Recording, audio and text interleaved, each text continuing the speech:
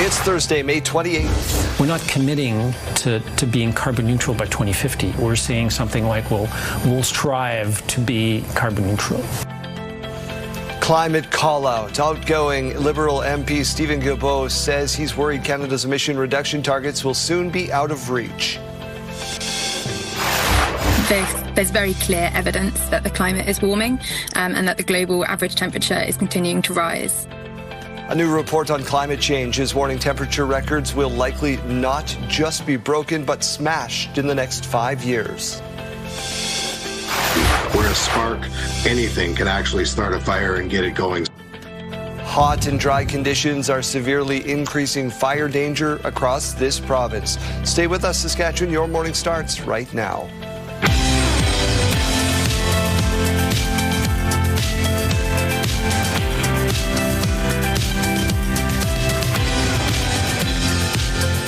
To Your Morning Saskatchewan. I'm Daryl. And I'm Kayleen. Good morning and happy Thursday. And this is officially Hug Your Air Conditioner Day. It is. Today is going to be the hottest day of the heat event. We're not just talking about expanded heat warnings. We're talking about upgraded ones as well. All those areas that are lightly shaded in red, those are the yellow warnings. But all those areas with the darker red, that is an orange weather warning today. Sunscreen. Lots of sunscreen, lots of water. Let's get to news which does involve that fire risk. Extreme hot, dry weather and strong winds are combining to create potentially dangerous wildfire conditions here at home.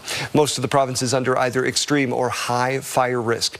As Donovan Mace shows you, those conditions have led to a number of fire bans.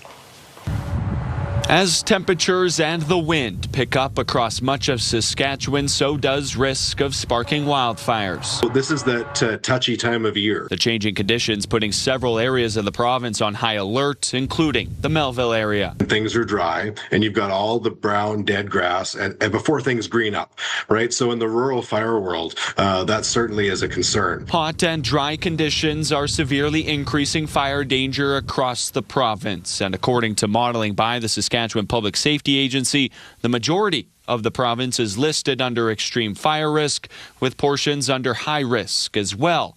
Conditions prompting 16 rural municipalities and 7 urban centers to implement fire bans as of Wednesday afternoon. Fire bans are fire bans. You know, we don't put them on lightly. I never put a fire ban on unless I absolutely have to. Under those conditions, the landscape could be conducive for the ignition of wildfires. The high winds at times gusting to more than 70 kilometers an hour, only adding to the risk. We do work collaboratively to identify when there are extended periods of hot, dry, and windy conditions. So we do closely with the SPSA to determine when there are heightened fire risks. As of Wednesday afternoon, crews are battling 4 blazes in Saskatchewan, mostly in the north. However, the 68 fires to date is down significantly from the more than 200 Saskatchewan had at this time last year.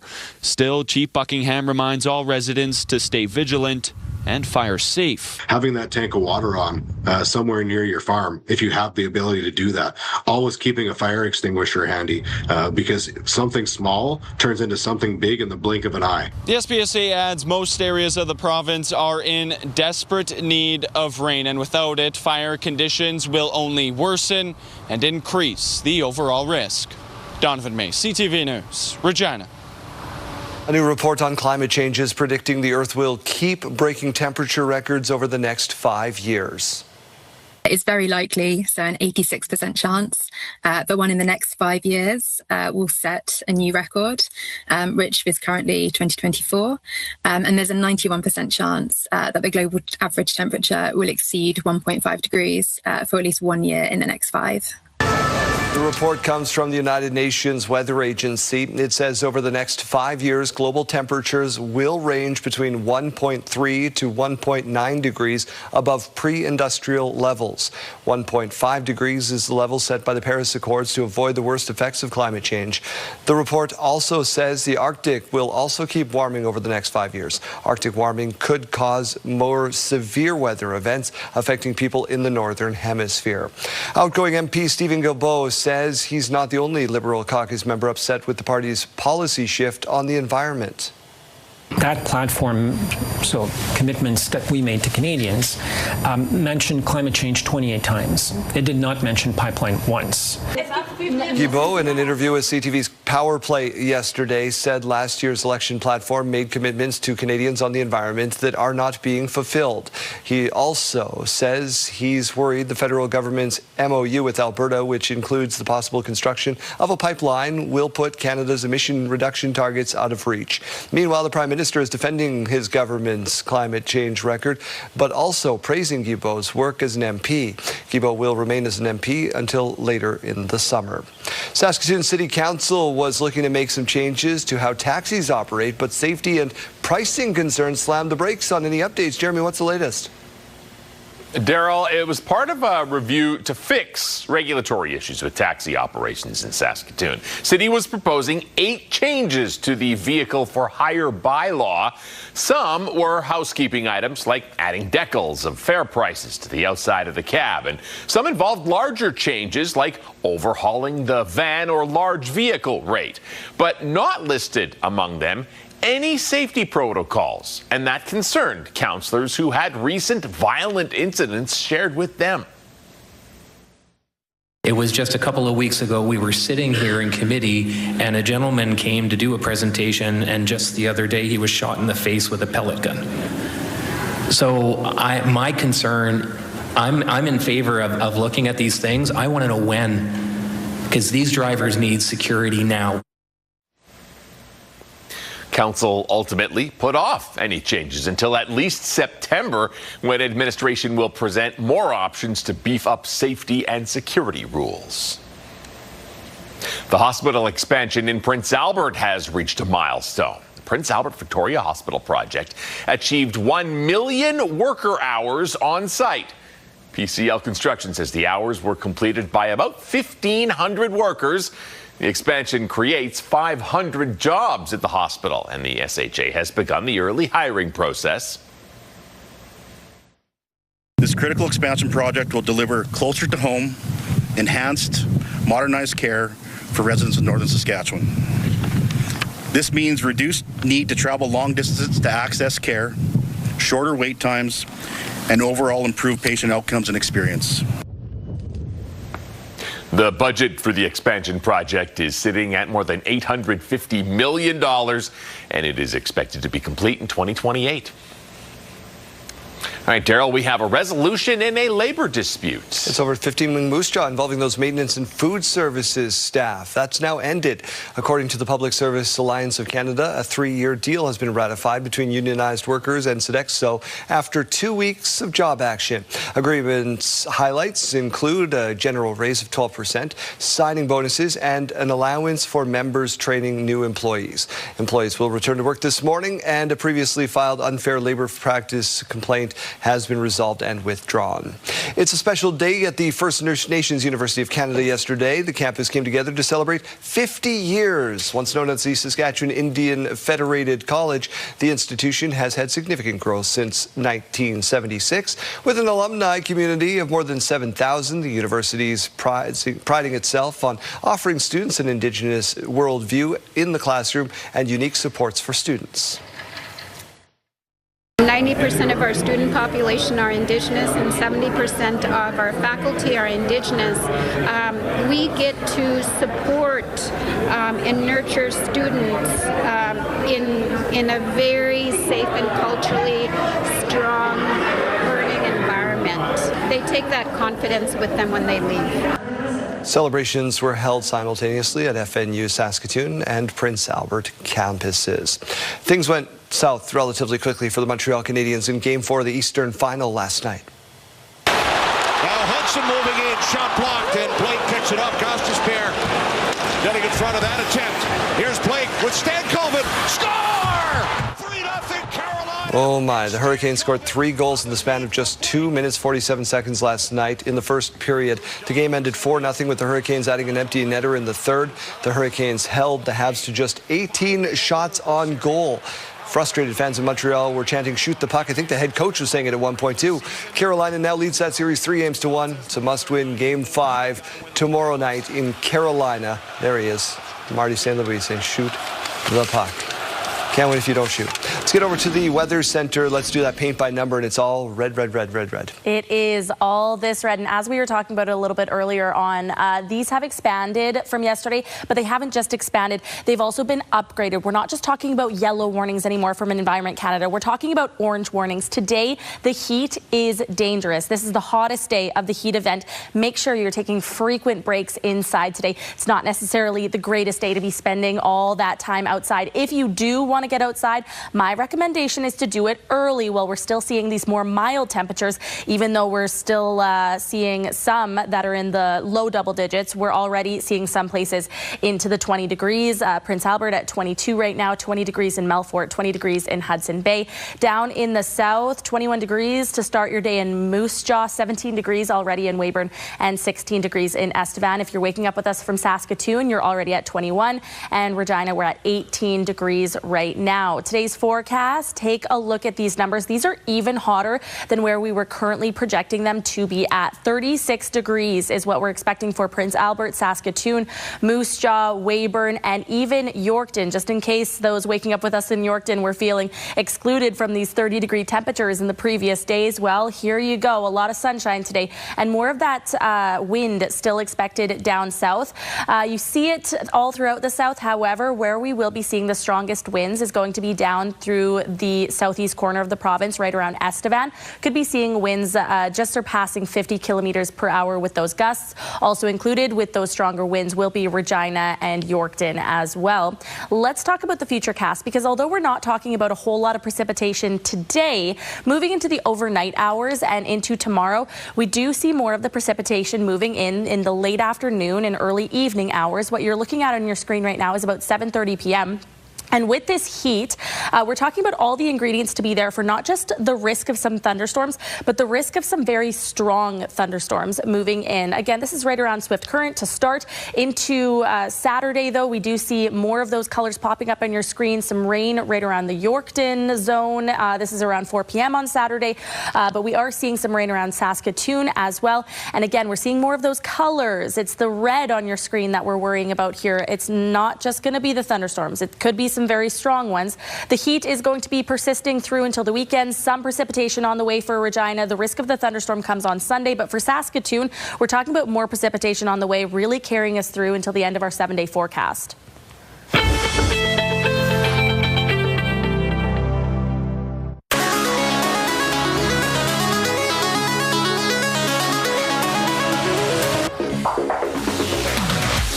Well, it's 6:15 a.m., but if you're already looking forward to lunch, it is International Burger Day. That means many restaurants will be serving up deals today.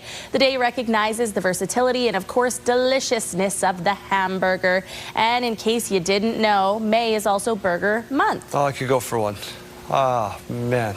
Yeah. Oh, man. We eat a lot of questionable breakfasts on this show. Yep. Sometimes it's 7 a.m. and we're eating cake in the newsroom. So I feel like we could all go for a burger right now. No, the steaks you were sending in the group yesterday were I got delicious. Steaks at the farmer's market yesterday. Which you started talking about at 7 in the morning. I sure did, because I was so looking forward to my supper of grilling steaks. The wind was high. Did you get to barbecue? Well, I made my husband do it. That makes sense. Let's get to our question of the day. Yeah, so because it is Burger Month and Burger Day, we're asking you, what is your favorite burger toppings? You can even let us know if there's any that you don't like as well, because me, it's controversial.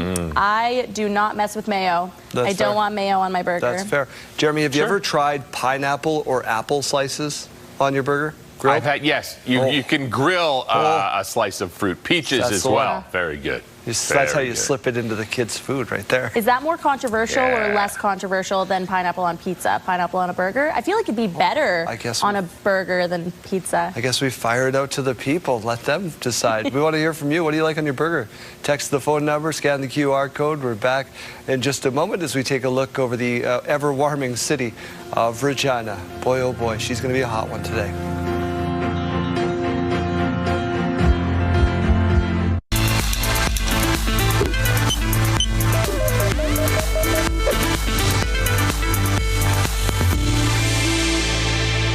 The average British Columbian consumes 8.8 standard alcoholic drinks per week, higher than the national average of 8.2, both well above the recommended 1 to 2 drinks per week in order to avoid most alcohol-related health risks. It is important for us as public health officials to continue to monitor these trends and understand the impacts they're having on the health of people here. The Office of the Provincial Health Officer, along with the Canadian Institute for Substance Use Research at the University of Victoria, have put out 6 key recommendations to government to help curb alcohol consumption through policy shifts. One of those ways is to have labels, clear labels that actually will mention the risks related to the product that they're about to buy. Similar to those in cigarette packs, cannabis, and some prepackaged foods. Another key recommendation, minimum unit pricing. Which puts essentially a floor on the price of alcohol. Because cheap alcohol tends to be overconsumed. Other recommendations include a more thorough awareness campaign on the harms of alcohol and to strengthen the health system for those struggling with alcohol addiction. We have a number of recommendations that we think will make a difference in terms of protecting the health and reducing the harms here in BC. The report does note that drinking in BC is at a 20-year low, driven by young people choosing not to indulge. The highest demographic of drinkers, males over the age of 65. There is more and more and more demand for alternatives to alcohol. In Victoria's downtown, a budding new industry is emerging, with Fizz non-alc bottle shop leading the way. We provide cocktails, we do beer, wine, spirits, and functional drinks. All non-alcoholic, and business has been steady. They have different reasons for wanting to shop non-alc.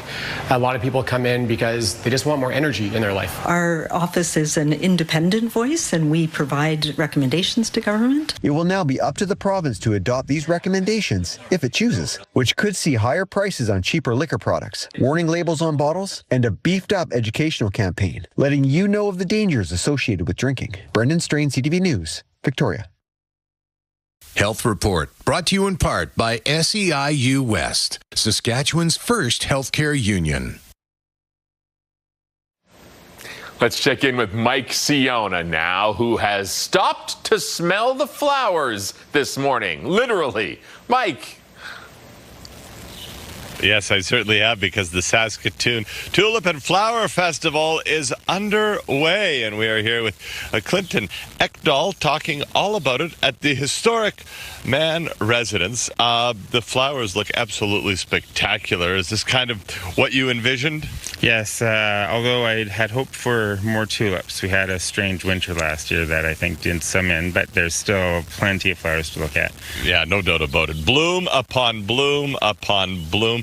And it really is. There's fantastic reps all the way around here. What was the whole purpose of putting together this festival?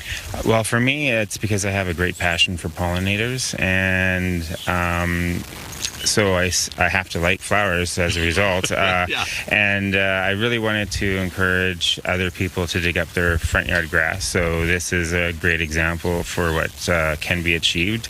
And my partner has different reasons, but mine is largely because I love pollinators so much. Perfect. Now, we'll talk a little bit more about that side of it as the morning continues here. But just talk to me about how expansive, like how many different blooms. Obviously, you haven't counted them one by one, but we have a ton of flowers just in your property alone. Yeah. Sometimes we've ordered about 100 to 120 different tulips and daffodils, and they go in the yard. Although tulips have a lifespan, but you can see there's lots of different varieties. And then, what impact in terms of that pollination? Those pollinators, will this have? I mean, just a ton of, I would imagine, a very, very impactful zone you've created here, this garden. Well, it is also a pollinator paradise through the YXE Pollinator Paradise program, and but more importantly, it's had a tremendous effect on the community. Perfect. I love that. It is all about community. This is one of 4 residences or gardens, so to speak, involved in this year's festival, and we'll be talking about that and so much more as the morning continues.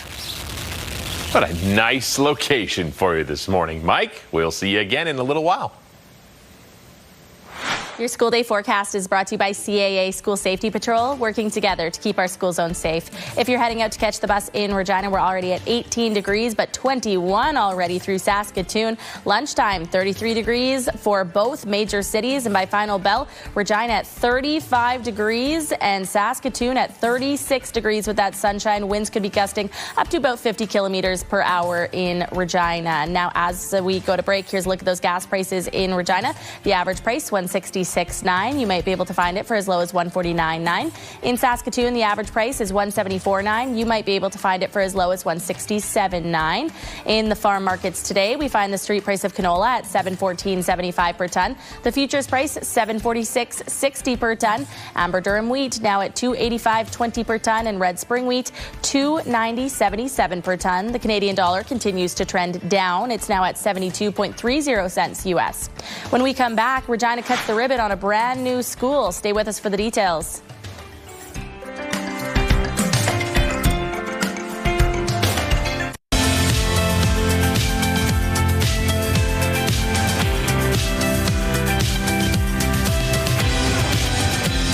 Time to say good morning. It is 6:30. Let's get to your headlines. Canada entering talks with Sweden for a new defense surveillance system. The Global Eye Partnership will establish Canadian-based production capability, including aircraft conversion and missionization. The Global Eye surveillance system is made by Saab. The system is mounted on top of a Bombardier jet.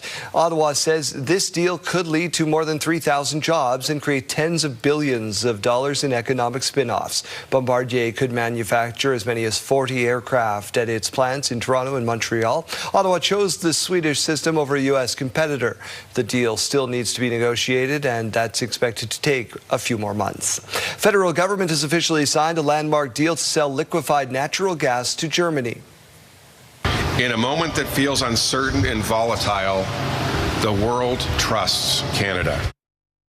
The deal will see an expected 1 million metric tons of LNG shipped from northwestern BC to Europe each year, starting in the early 2030s. The gas will be shipped from a still-to-be-built facility in BC. It'll move south in the Pacific Ocean through the Panama Canal and then move across the Atlantic to Germany. Atlantic Canada doesn't have the capacity to export LNG at this level at this point, but New Brunswick and Nova Scotia are both hoping and working to play a key role in the future. China's foreign minister will start his visit to Canada today. It's Minister Wang Yi's first visit to our country in 10 years. He is expected to meet with the Prime Minister and Foreign Affairs Minister during this 3-day visit. Talks are expected to touch on issues such as trade, investment, and security. Transportation Safety Board is investigating after a small plane made an emergency landing northwest of Saskatoon this week. Corman Park Police say its officers, along with RCMP, were told a plane had crashed near Lutheran Road and Range Road 3072 on Tuesday night. That call came in from NAV Canada's Saskatoon Control Tower. Officers arrived to find the plane had not crashed but was running out of fuel and lost engine power. It was forced to land. No one was injured and the plane was able to land on the runway undamaged. RCMP in La Ronge say a plane crashed on Niembin Lake Tuesday afternoon. The call came in just before 2:30 Tuesday for a report of a plane crash on the lake about 25 kilometers northwest of La Ronge. RCMP responded with local EMS and firefighters to find the sole occupant of the plane, who was assessed and did not report any injuries. An investigation confirmed there was no damage to nearby structures and nobody was injured in the surrounding area. RCMP say the Transportation Canada organization has been notified and the incident is not criminal in nature. Thousands of Muslims gathered Wednesday morning in Saskatoon to celebrate one of the holiest days in Islam.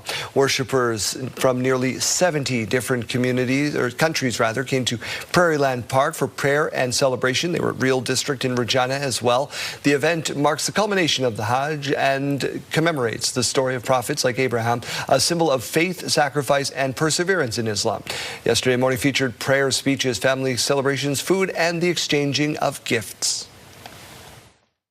You'll be able to see people from all sorts of backgrounds, every different walk of life, every corner of the world, a dozen different languages being spoken at the same time. And it really is beautiful to see that all of these people, different ideologies, different ways of life, different points of view, they're coming together for something that's important enough, special enough for them that we can unite. Organizers say there were about 13,000 people in Saskatoon, which involved careful planning. The tall spires atop Regina's Holy Rosary Cathedral are coming down and will be replaced. The metal-clad structures have reached the end of life after towering over the Regina neighborhood for nearly 100 years. This winter, they will be removed by crane and lowered to the ground.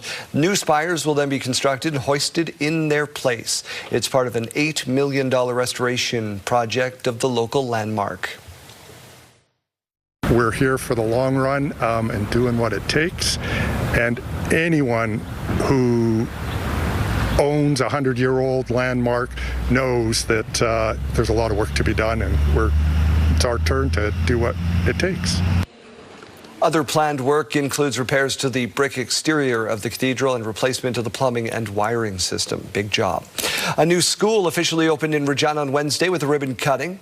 The St. Raphael School, it's a Catholic side of a joint-use school in North Regina. The public school opened last fall while students began using the classrooms at St. Raphael School on a chilly day in January. There is also a community center inside.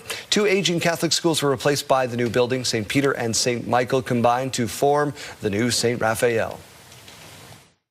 Every school has its own culture, right? Its own heartbeat, and so trying to find some common themes at both schools, trying to bring the communities together, forming a joint CSCC group that we could have some community voice from our different parent groups, and really doing some planning together to make sure that everyone felt like they were a part of this new school and that they all belonged here. Schools are so much more than just a place for kids to gain their education these days, and I think more so now than ever. It's a center for the community, for this part of the neighborhood here in Regina. This is a school that will serve this neighborhood for decades to come. St. Raphael was projected to have 400 students, but that number has now grown to 500, so some portables have been added even before that new building opened. The Regina Red Sox officially kick off their league championship defense tonight. Ball hit hard to center field, and it's caught. The Regina Red Sox are back in the throne and are your... Regina's coming off their first WCBL title since 2012. Brady Bai is from White City. He was the playoff MVP, and coming off his successful senior season down south, this is his final chance to earn another ring. You just set the goals a little bit higher than last year, and you just, same results, hoping for the same things with a different group of guys. And you just come back excited, ready to meet new guys, ready to play the game that we all enjoy. The new guys, you know, they look to the guys that have been here 2-3 years like, oh, we have the guys to do it. And we got to play the games, and got to play clean baseball, and we got a chance to do so. The Regina Red Sox open their season tonight on the road in Medicine Hat. Their home opener is scheduled for Saturday night. Full WCBL schedule is scrolling on the bottom of your screen. Saskatoon in action tonight as well. You know who else is staying cool?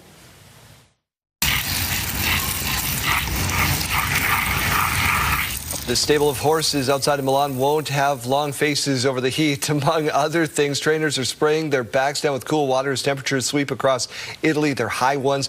Some parts of the country are seeing temperatures around 35 degrees. Kayleen, you might have to do this to me after the show. Just douse me down.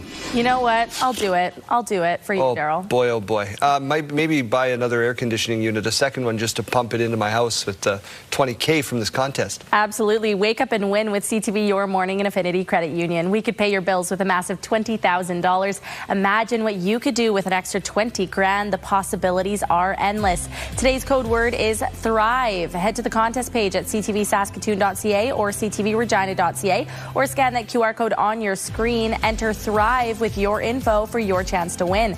The Your Morning $20,000 Pay Your Bills contest, powered by Affinity Credit Union, an affinity for you. All right, here's a reminder that we have heat warnings in effect across the province today. They have expanded from yesterday and they have been upgraded. So we're not just talking about yellow warnings, we're talking about orange warnings as well today for parts of Saskatchewan. That means that a lot of the temperatures are going to be at or just barely surpassing 35 degrees. Again, that heat is dangerous. Make sure you're staying hydrated, taking those breaks inside. The hot spot in the province this morning is also the hot spot in the entire country. Prince Albert, you're at the top right now, 22.1 degrees to start your day. The cold spot, Uranium City, 8.8 degrees. The Canadian hotspot, as we mentioned, is Prince Albert. But the cold spot in the country is in Nunavut at minus 10.0. In Regina this morning, a bright and sunny start to the day. We're at 18 degrees with winds coming in at 26 kilometers per hour. In Saskatoon, 21 degrees right now. More of that cloud cover to start your day. Winds are a lot lower. They will be increasing for your afternoon up to about 40 kilometers per hour. A little bit stronger down through Regina today. Now, the temperatures again today, very, very hot. 36 degrees for Prince Albert this afternoon, for Saskatoon as well.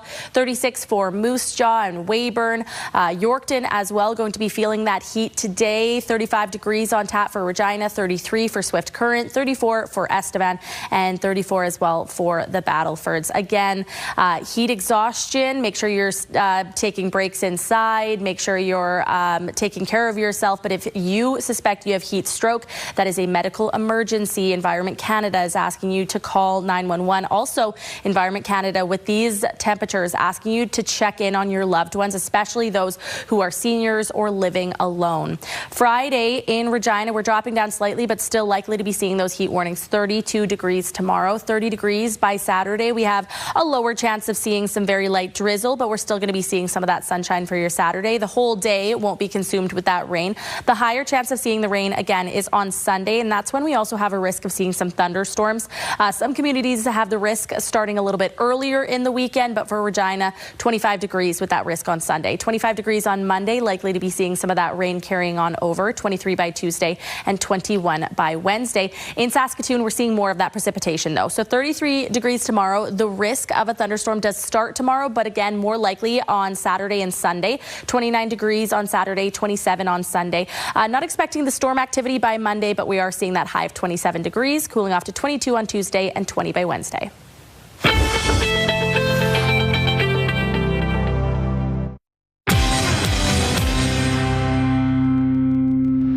Well, today is Menstrual Health Day, a global awareness day focused on improving education around periods and menstrual health, as well as improving access to necessary products. Here to tell us more is Nikita Tucker. Good morning, and thank you for your time. Good morning, Kayleen. Thank you for having me, and happy Menstrual Health Day. Yes, and to you as well. Let's talk about the day itself. Why is Menstrual Health Day important, and what conversations are you hoping to spark this year? You know, Menstrual Health Day is a day that really helps us further the issue and talk about menstrual equity and the inequities that exist across Canada. Period poverty is something that many Canadians are facing, and it's a systemic issue. 1 in 6 people who menstruate can't actually afford the period products they need to have a dignified period. This isn't just a marginal issue. It's something that has real consequences, because over 15% Canadians have said that they've had to miss school, work, or their daily activities because they just don't have the products they need to have a dignified period. So today is a day that we talk about period poverty. We talk about the inequities that exist. And what we're hoping for is some movement with policymakers across Canada to really help address this inequity that exists today with us and in partnership with several other organizations that are doing this work across Canada. So you just mentioned it there. You're hoping for policy changes. What kind of policy changes do you think are necessary right now in order to combat period poverty, which you just mentioned is a big issue right now? I think first and foremost, it's making sure that period products are readily available and accessible to those who menstruate. So that means making sure that period products are available in schools, in workplaces, in public health spaces. I have a personal story. Actually, just yesterday, I was flying back from vacation. I was at the Montreal airport, had a 1-hour layover, and I needed period products, and I had none on me, could not find any in the washroom, and didn't know where to go. I panicked because I was a short layover. I was embarrassed to ask, and that talks about period stigma. So making sure that those who menstruate have access to period products readily available, that they don't have to panic, they don't feel embarrassed, and that they can have dignified periods, because let's be real, periods are normal. So making sure that you have access to those products and you are supported while you menstruate should be normal as well. And it should be normal. And as you mentioned, it is still taboo in some environments. How can parents, schools, workplaces help to make these conversations around menstrual health and access to products feel less taboo? I think one, it's speaking it out loud, and it's talking about it. It's having people speak to their stories and talking about the inequities that they face when they don't have access to products. I think it's about creating periods and using the word periods as a normal conversation at the dinner table with your kids, with those that don't menstruate, and making sure that they know what this entails for those that do. And I think when it comes to schools, we talk about it from a biological perspective. We talk about what happens to those bodies, but I think it's also about talking about it socially and making sure that it's a safe space to talk about it when you do, and to really understand how you can support those that are in need to do that are that menstruate. Some very important information. Nikita Tucker joining us this morning. Thank you so much for your time. Thank you so much for having me. Hey everyone, Wesley Chang here inside the SportsCenter newsroom with your must-see moment from Wednesday. And for it, let's head to Baltimore as Orioles hosting the Rays and Jonathan Heasley on the mound for Tampa, making his first Major League appearance since 2024. Not feeling so well, and there's proof. Moments later, more puking from the Rays pitcher. Yeah, maybe it was something he ate. Either way, able to crack a smile, laugh it off. He'd stay in the game, but that brief delay worthy enough to be our must-see moment. And tune in right now to TSN to catch our continuing coverage of Roland Garros, as Felix Auger-Aliassime and Vicky Mboko will both be in action today. That's all for now from the SportsCenter newsroom. Have a great day.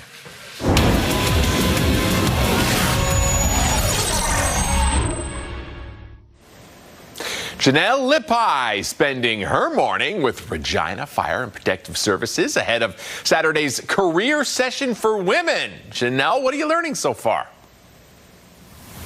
Hi, Jeremy. We are learning tons so far, and I've got Deputy Chief Gordon Hewitt with me. Tell us a little bit about what's coming up on Saturday. On Saturday, we have our career session for women. It's for women only. This is the fourth one we've done, fourth annual one. And it's really an opportunity for girls to come in here, learn more about the role of a firefighter, the day-to-day life, what the schedule looks, all things related to the fire industry, and then an opportunity to do some hands-on skills and learn more about what it takes to be a firefighter, including qualifications. And it's led by some of the women that work in the industry right now, and so they have an opportunity to, like I said, learn more about the job, but also ask questions from women that are working in the industry. Incredible opportunity, and the age range is 14 and up. What does it mean to have that representation within firefighting? Well, we have some fantastic women that work in the job, and we know that women can make fantastic firefighters. They need to want to do the job, and so this is an opportunity for them to learn more about doing the job. And so we know that women are underrepresented in the service, and a lot of times we're hearing that it's because they've never had the opportunity or thought about it or don't think they can do it. And this is an opportunity for them to get that experience and learn whether they can do it. And many times, lots of the girls that come through here we've seen have actively gone on to kind of pursue some qualifications and learn that they actually can do the job. And so it's an exciting opportunity. And like I said, it's really important to us that it's led by some of the fantastic women that are working in the department right now. Incredible and very inspiring. Thank you so much for this once again. This event is coming up on Saturday. Very, very impactful opportunity for young girls to dip their toes into the water. Wonderful. Janelle, thank you very much. We'll check back in with you next hour.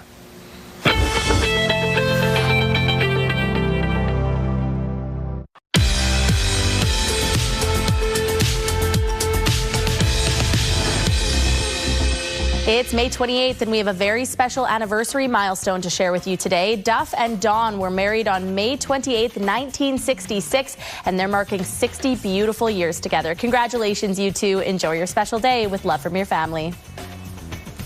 Milestones, brought to you by Harbor Landing Village, an award-winning senior care and living community in Regina. If you have a milestone coming up, send us an email to yourmorningsaskatchewan@ctv.ca or simply scan that QR code on your screen. Please send those in at least one day in advance. What's going on the radio today, Chase? Well, BuzzFeed just released the list of the greatest outdoor toys right now as the kids get ready to head out of school for the summertime. This could keep them occupied. We want to throw it back, though. We want to hear from you. You can text 54321. Let us know greatest outdoor toy from when you were a kid. Mine, when I say it out loud, I sound so old. Like, my favorite game when we were little was playing Kick the Can. So we needed a tin can. That was the toy to play outside with. And yeah, again, it's like, yeah, we'd go outside with a tin can, then you'd pick it up when you're done. You could get a nickel. Go buy yourself a candy. That was mine. What was yours? You can text 54321. Also get ready. Name that sound. Next hour, we got $2,200 to play for at 7:40. Moon shoes, which you used to have under your desk. And I can't find anymore. I will search. They got to be in the office somewhere. Like, we don't throw anything away. This is the station that is true. of pack rats. Like, yeah, it's here somewhere. I didn't steal them. I do have a key. I did not steal them. And nice of you to repurpose your Halloween costume as a prison inmate, too. That's really nice. That makes me think you did steal the moon shoes. Bye. See you, Daryl.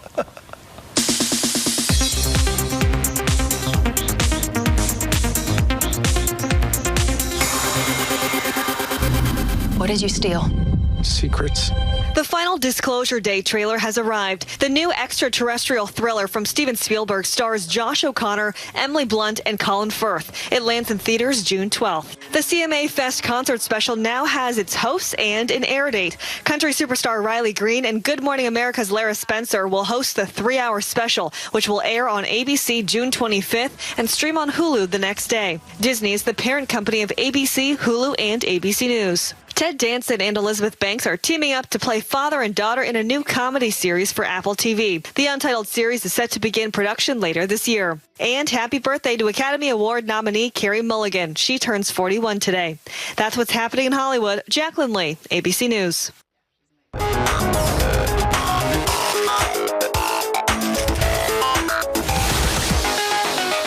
We always in the studio here bet on birthdays, and I nailed it, so I get to go first. 'Tis the season for graduations, and this son shows off just how proud he is of his mom. Let's go! Let's go, Mom! Let's go! Let's go! Let's go! Listen to him cheer. Eddie's mom just graduated with a management degree from Harvard, and he wanted to make sure everyone knew about it. Very exciting time. Wow, that's a huge accomplishment, though. Yeah, absolutely. Obviously went back to school and got into an Ivy League. Look at he's turning heads away from his mom, though. Everyone's looking back being like, where's that ruckus coming from? She's dancing. She's into it. Congratulations, though. Well, from a celebrating son to a sleepy significant other. Take a look. Sorry for party rocking. She said I would so do this. I would so do this. She just doesn't want to see the world from transit. This is Kay. She just can't seem to keep her eyes open when they're moving on to the next location, be it by boat, bus, train, or plane. She's just tired. She's tired. Kay is tired. She's sleepy. She needs a little nap. Oh boy, oh boy. I like the montage nice. he made. I cannot sleep on planes anyway. Oh, really? All. I need her reaction. We need the reaction to that. What she did, what she didn't do. Timeout. We're back with more heat warnings after this short timeout.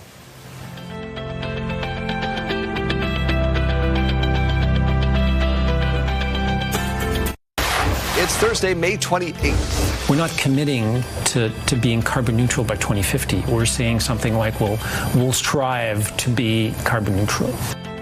Outgoing Liberal MP Stephen Guilbeault with a climate call-out yesterday. Something small turns into something big in the blink of an eye. Hot and dry conditions are severely increasing fire danger across this province.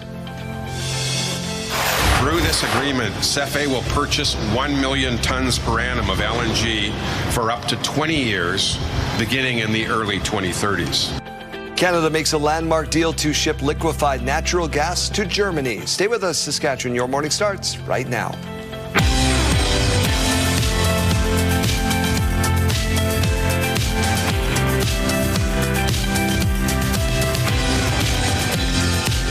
Welcome to Your Morning Saskatchewan. I'm Daryl. And I'm Kayleen. Good morning and happy Thursday. It is your ice cream day of the week. If there was ever a day to go get a nice cone, today is the day. And why? Today is going to be the hottest day of the heat event, but I want to draw your attention to May 26th. This is Tuesday. Environment Canada issued these late yesterday.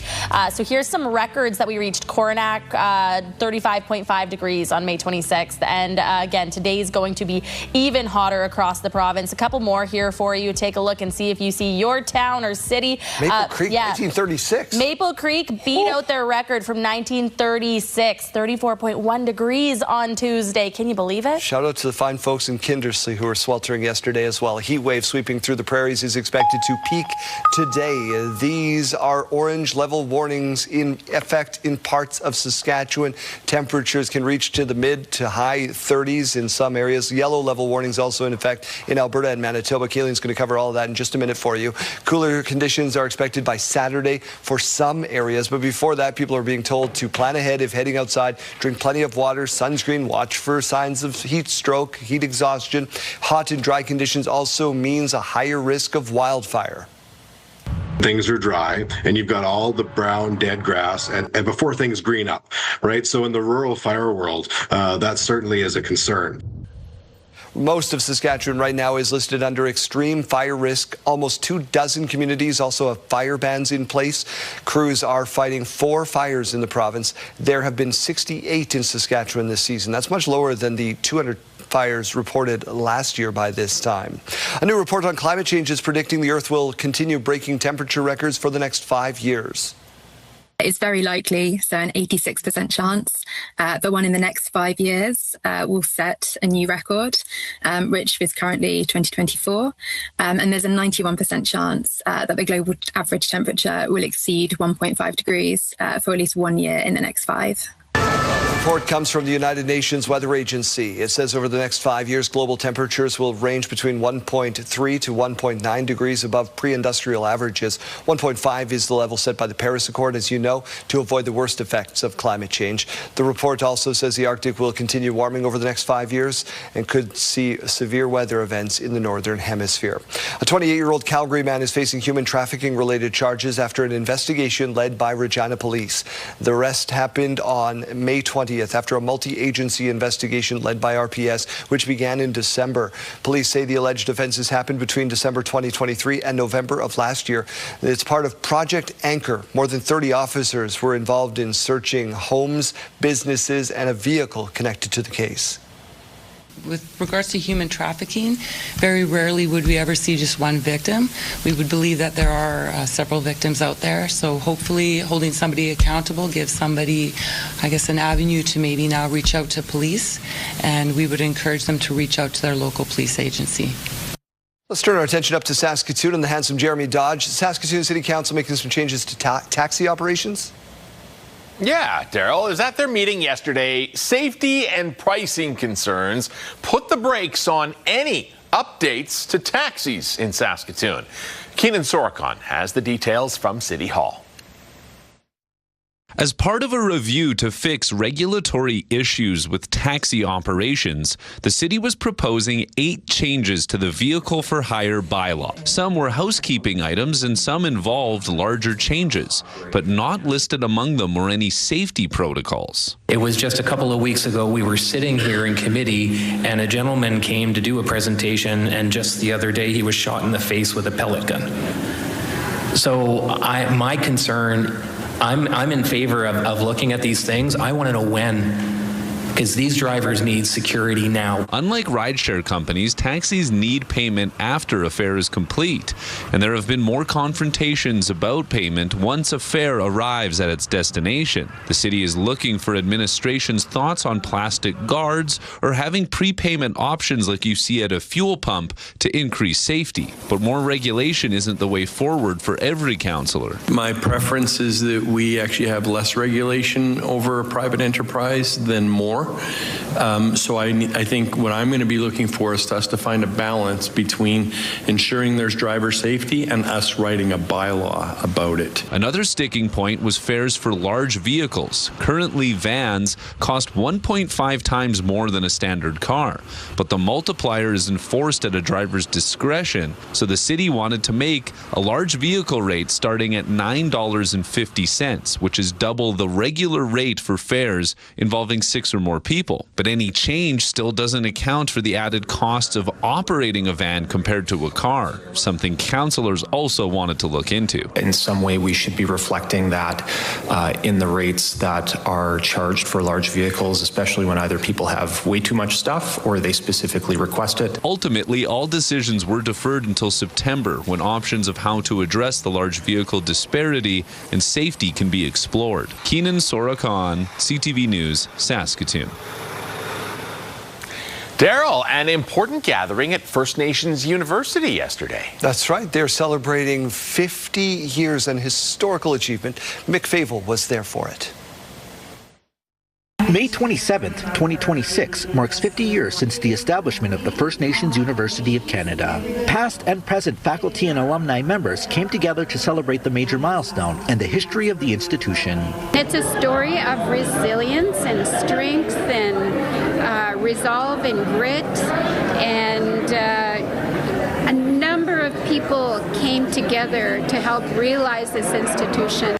In 1976, the university was known as the Saskatchewan Indian Federated College. They had about a dozen staff and students and were housed in trailers on the University of Regina campus. Milton Tutusis was a student in the 1980s and remembers the classrooms and sense of community, improving his learning and overall experience. I was in a classroom full of other First Nation students.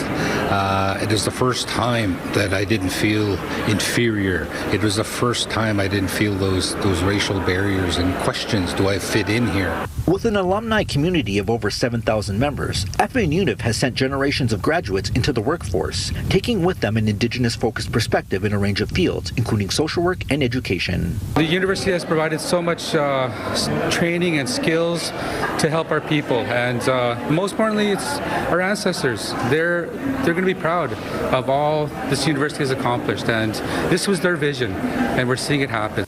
Over the last half-century, FNUC has grown significantly, now with campuses in Saskatoon, Prince Albert, and a land-based learning center near St. Louis. Leadership say the plan is to continue making the institution thrive. The uniqueness of this university is being recognized, and it is the hope that we are seen as essential, not only to the province, but to the nation, and that we're uplifted for that particular uniqueness. Celebrations were also held at the Saskatoon and Prince Albert campuses. Mick Favel, CTV News, Regina. Keelan, we won't waste any time. We want to get to your paint by number behind you. We have a lot to get to. We're talking about today being the hottest day of this heat event. So if you were sick of the heat from the past couple days, unfortunately for you, it's going to persist today and through the next couple days as well.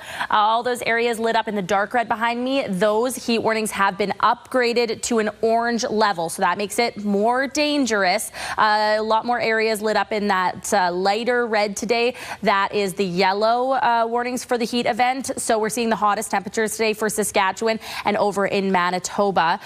Here's your reminder that the heat can be very dangerous at this level. There are some symptoms that you should be paying attention to. Heat exhaustion, you need to get to a cool air-conditioned place, drink water, and take a cool shower. If you have any of those symptoms of heat stroke on the right side of your screen, you need to call 911. You need to check in on your family members today with this heat. Current temperatures out there show that we're already starting to heat up. It's only 7:09 in the morning. We're already at 23 degrees in Melfort, 22 in Hudson Bay, 22 in Prince Albert, and 21 in Nipawin. Down in the south, we're already at 23 degrees in Moose Jaw, 21 in Assiniboia, 21 in Regina, 22 in Saskatoon and Wynyard, and 21 degrees over in Estevan. Later on into the afternoon, take a look at your screen. 36 degrees on tap for Prince Albert, Yorkton, Saskatoon, and Moose Jaw and Weyburn. 35 degrees expected for Regina, 33 degrees for Swift Current, and about 34 degrees for Estevan and the Battleford. So really all across the province today, we are seeing that heat. We're not seeing a lot in terms of precipitation, however, just a little bit on your screen as we get into the late afternoon and early evening hours. When we're talking about precipitation, we're actually more so looking towards the weekend. This is Friday at about 8 p.m. and we're going to be seeing some storm activity down through the southwest corner of the province is where it's going to be starting. And we have a risk of these thunderstorms being quite strong. So we need to prepare for those as well. Into Saturday, 4:15 p.m., we are seeing more of that rain popping in on your screen. So the rain is on the way. However, again, more of that storm activity popping up in central and southern Saskatchewan, and that continues on through Sunday as well. We're also talking about very gusty conditions today. So with that heat, we're seeing gusts up to about 50 kilometers per hour, with the strongest ones concentrating down through the southeast corner of the province, right around Estevan.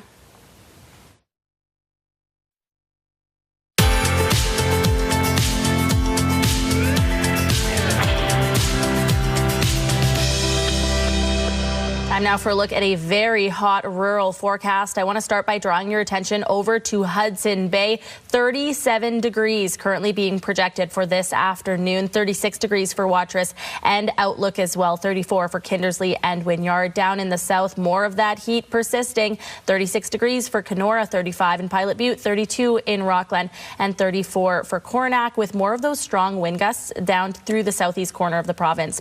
Let's take a look at Buchanan, where internet plans up to 1 gig are available from SaskTel. Mainly sunny this afternoon, a high of 35 degrees and winds coming in up to 45 kilometers per hour. A city in bloom. That's the idea behind the Tulip and Flower Festival of Saskatoon. So let's go back out to the Mann residence where Mike Siona is standing by. Mike? Yeah, thanks very much. I thought I'd wear my most floral jacket as well here today, and yet I pale in comparison to the garden here at the Mann residence. I'm joined by Clinton Ekdahl, who has put on the first ever Saskatoon Tulip and Flower Festival, and we've been talking all about it and enjoying the beautiful flowers here. Give us again kind of the impetus of why we did this. Well, I did this mainly because I am very passionate about pollinators, and I try to do anything in the garden that will encourage pollinators to visit the yard and stay in the yard. No doubt. Well, certainly this garden, I would suggest, has lots of potential for pollinators. Just have a look at how expansive this is, and it's all done in sections. It's something that's taken several years for you guys to get to this point. Yeah, one of the things that I recommend to new gardeners or gardeners that have like an open palette with lots of grass is take a few moments to sort of plan out and segment the yard into different sections, either with brickwork or with sidewalks. That way you don't have just one big garden, you have a bunch of littler gardens, and then it's a lot less intimidating, a lot more manageable, a lot more affordable, because then you can do it over years instead of like, oh, I got to plant everything now. Better for your back too, I would think, if you do it in pieces. And maybe it doesn't end up quite to this level. Maybe it's just a couple of flower beds, but all of that will help the pollinators. And the goal here, everything that you see here is perennial, so it's going to aim to come back year after year. Yes, that's correct. Yeah. I love that.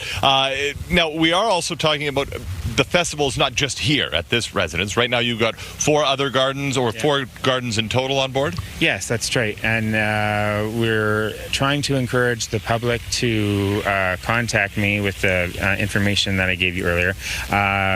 If you think that your garden should be part of the festival, get a hold of me, and we can go from there. Yeah. Awesome. Perfect. Yeah, we'll have more details again, but just email Clinton. He'd love to hear from you, and you can be the next garden in the festival. All right, Mike, thank you very much. We look forward to seeing more in just a little while. Wake up and win with CTV Your Morning and Affinity Credit Union. We could pay your bills with a massive $20,000. Imagine what you could do with an extra 20 grand. The possibilities are endless. Today's code word is Thrive. Head to the contest page at ctvsaskatoon.ca or ctvregina.ca or scan that QR code on your screen. Enter Thrive with your info for your chance to win. The Your Morning $20,000 Pay Your Bills contest, powered by Affinity Credit Union, an affinity for you.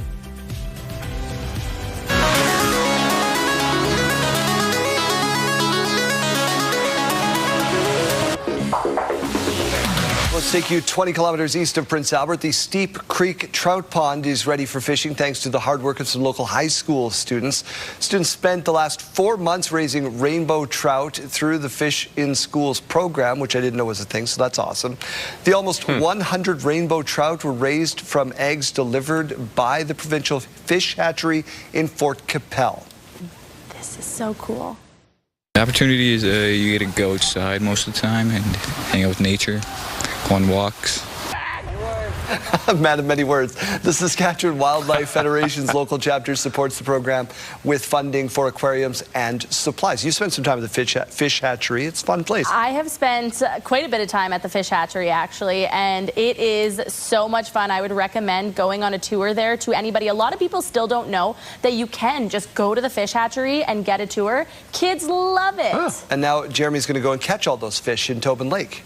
Yes, I am. We're going to catch and tag and release on Monday. They're stocking it specifically for JD. We're talking not fish but burger toppings in our question of the day. What is your favorite? Because it's National Burger Day. And you know, we do this question about once a year on National Burger Day, and what I love about this one is everybody is different. You don't get a single answer that is the same. Cam's saying bacon and cheese or fried egg. I had a breakfast burger at IHOP last week. I'm still thinking about it. Oh, are you? It was so good. I'm hungry right now. I don't like this question of the day for that reason. Yeah, Michelle B saying a burger with bacon, tomato, Miracle Whip, ketchup, and mustard. Oh, so delicious. I'm not above sending an AP over to get us some burgers right now. Arden, we're hungry. Kevin saying burger has to be medium rare in a bun. Why ruin the taste of a burger with all the other things? That's my favorite part about going to the U.S. My wife will order a burger and they'll ask her how she wants it done. She's like, well, cook it. I don't know. Like, why would you even ask that? Yeah, no, they're just cooked here. We don't get the option of the medium rare ones. Debbie saying my favorite burger topping is a slice of raw onion and cheddar cheese, but the grilled pineapple sounds like I might have to do up some burgers today.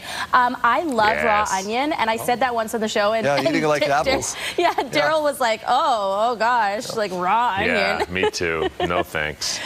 Carrie saying burger toppings got to be mayo, preferably actually mayonnaise over the Miracle Whip, cheese slice. Auntie Judy's homemade relish, and there is no substitute. Got to have some raw onions. Heinz ketchup. Shout out to Aunt Judy. We're back with business news in just a minute.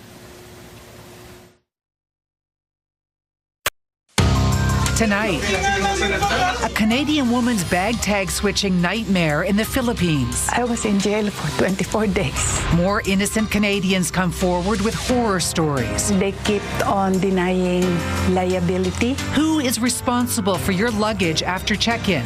Tonight on CTV National News and ctvnews.ca.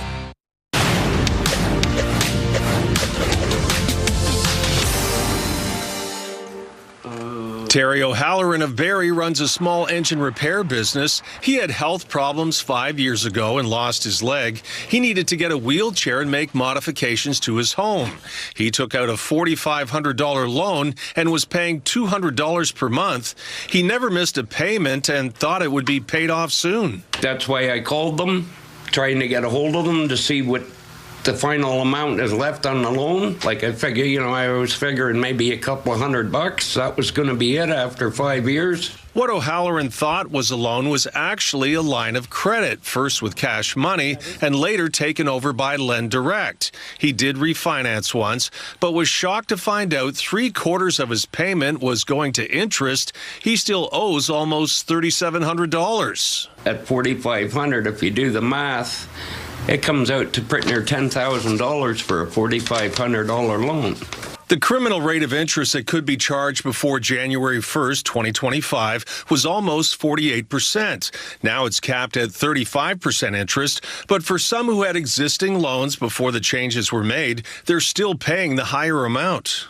I know I can't continue to pay this thing. The interest is going to keep going on there.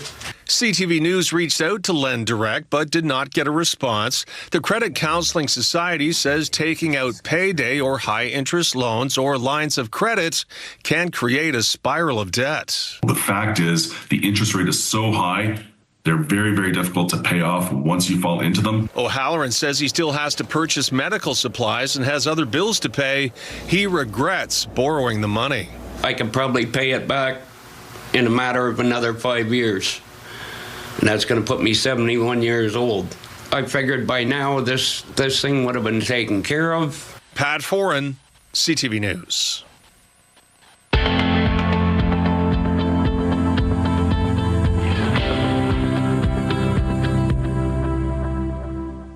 My favorite part of the show. It's time for your morning mystery, and today we are told it is a thing, bracket, kind of, close bracket. So I don't know what that means. Right. Clue number one, in Norse mythology, he is the god of thunder, weather, and the sky. Oh, that's why. A thing? He rode a chariot that was pulled by two massive goats. So this is a person.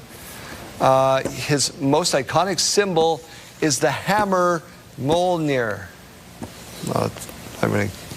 My kid loves comic books. This is easy. You got it too? You wrote really fast. I have a guess. Jeremy's still writing. Okay, 1, 2, 3. Because you have to give him respect with his full name. Oh, Jeremy Thor, son of Odin. Jeremy Dodge. It is Thor. The name Thursday comes from the Old Norse term that meant Thor's Day. I didn't know that. Oh, I didn't know that. There you go. That is cool. Today's morning mystery. We all learned one thing today. Studio consideration provided by Father's Furniture, specializing in quality Canadian-made furniture. Here's a look at your school day forecast, brought to you by CAA School Safety Patrol, working together to keep our school zone safe. And it is hot, hot, hot out there. 21 degrees already in Regina, 22 degrees through Saskatoon. By lunchtime, both cities will be sitting at 33 degrees. Make sure you're setting your kids with some sunscreen. By final bell, 35 degrees in Regina and 36 degrees in Saskatoon. As we go to break, here's a look at those gas prices in Regina. The average price, $166.9. You might be able to find it for as low as $149.9. In Saskatoon, the average price, $174.9. You might be able to find it for as low as $167.9. In the farm markets today, we find the street price of canola at $714.75 per ton. The futures price has not changed. It's still at $746.60 per ton. Amber Durham wheat now at $285.20 per ton, and red spring wheat $290.77 per ton. The Canadian dollar continues to trend down. It's now at 72.30 cents US. When we come back, we're talking tech advancements in the funeral industry. Stay with us.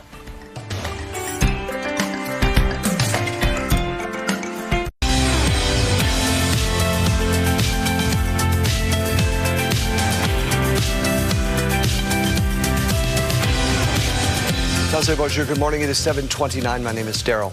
Canada is entering talks with Sweden for a new defense surveillance system. The Global Eye Partnership will establish Canadian-based production capability, including aircraft conversion and missionization. The Global Eye surveillance system is made by Saab. The system is mounted on top of a Bombardier jet.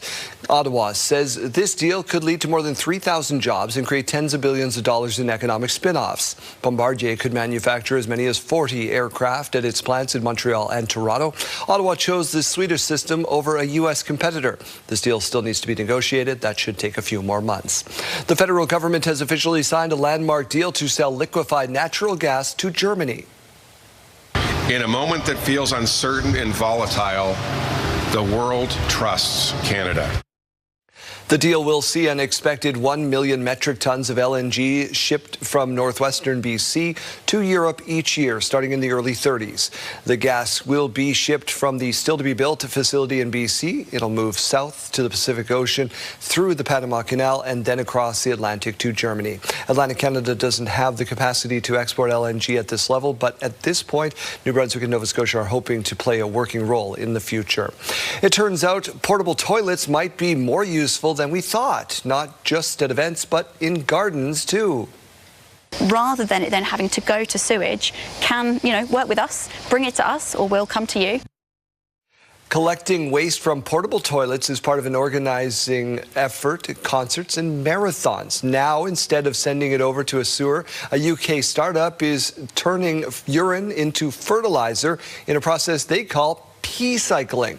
It's already being used on crops and may soon be tested on trees.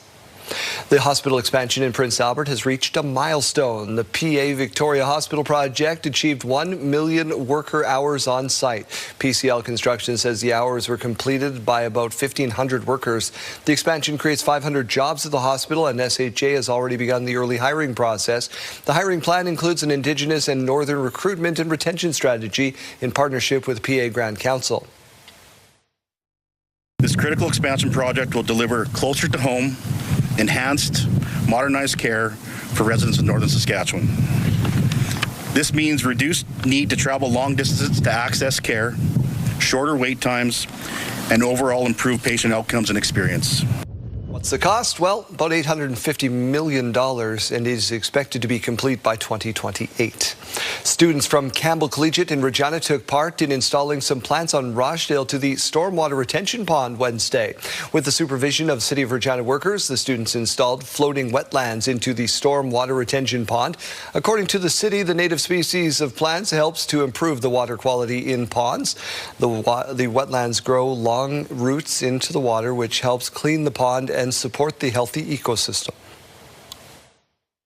It's great to have students learn how both the city works and how important water quality is to our environment. So getting them involved at younger ages sets them up for caring about it in the future and potentially getting into roles or jobs that will benefit the environment in the future as well.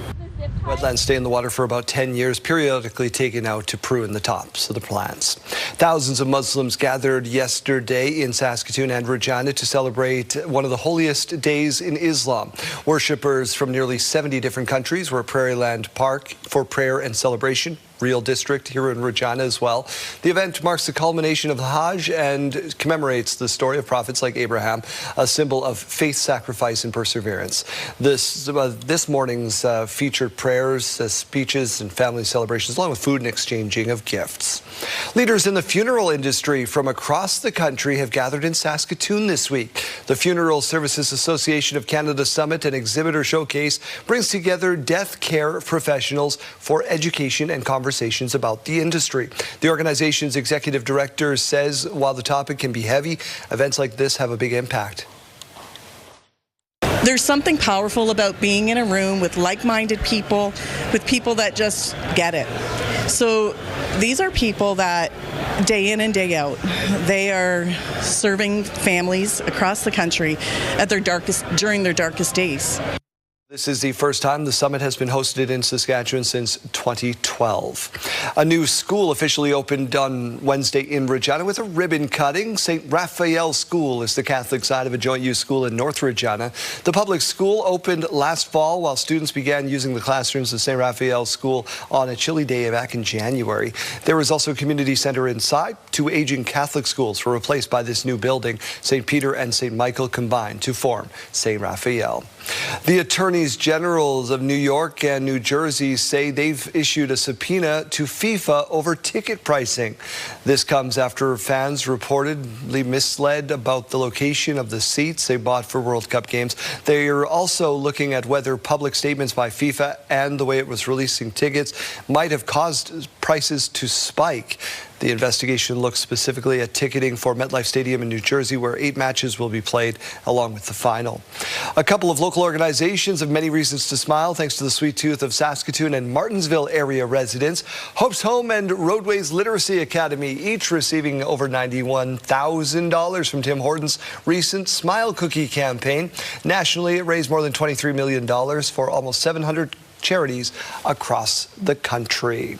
In other news this morning, the Saskatchewan Roughriders will make their final cuts tomorrow with plenty of spots up for grabs. So I would say the CFL ball is right in between the sizes of a NFL ball and a college ball. So I kind of like to play it more like an NFL ball because I think it's closer to an NFL ball than it is a college ball. So, going through NFL prep and all that stuff, really not a huge difference. The only big difference I would say is the CFL ball is a little bit lighter, so it gets pushed around a little bit more by the wind. So nothing form-wise, just a little bit different aiming points. Yeah, it's a little different from the NFL ball. The sweet spot's in a little different spot. So once you kind of figure that out, you just trust that and then use that in your process.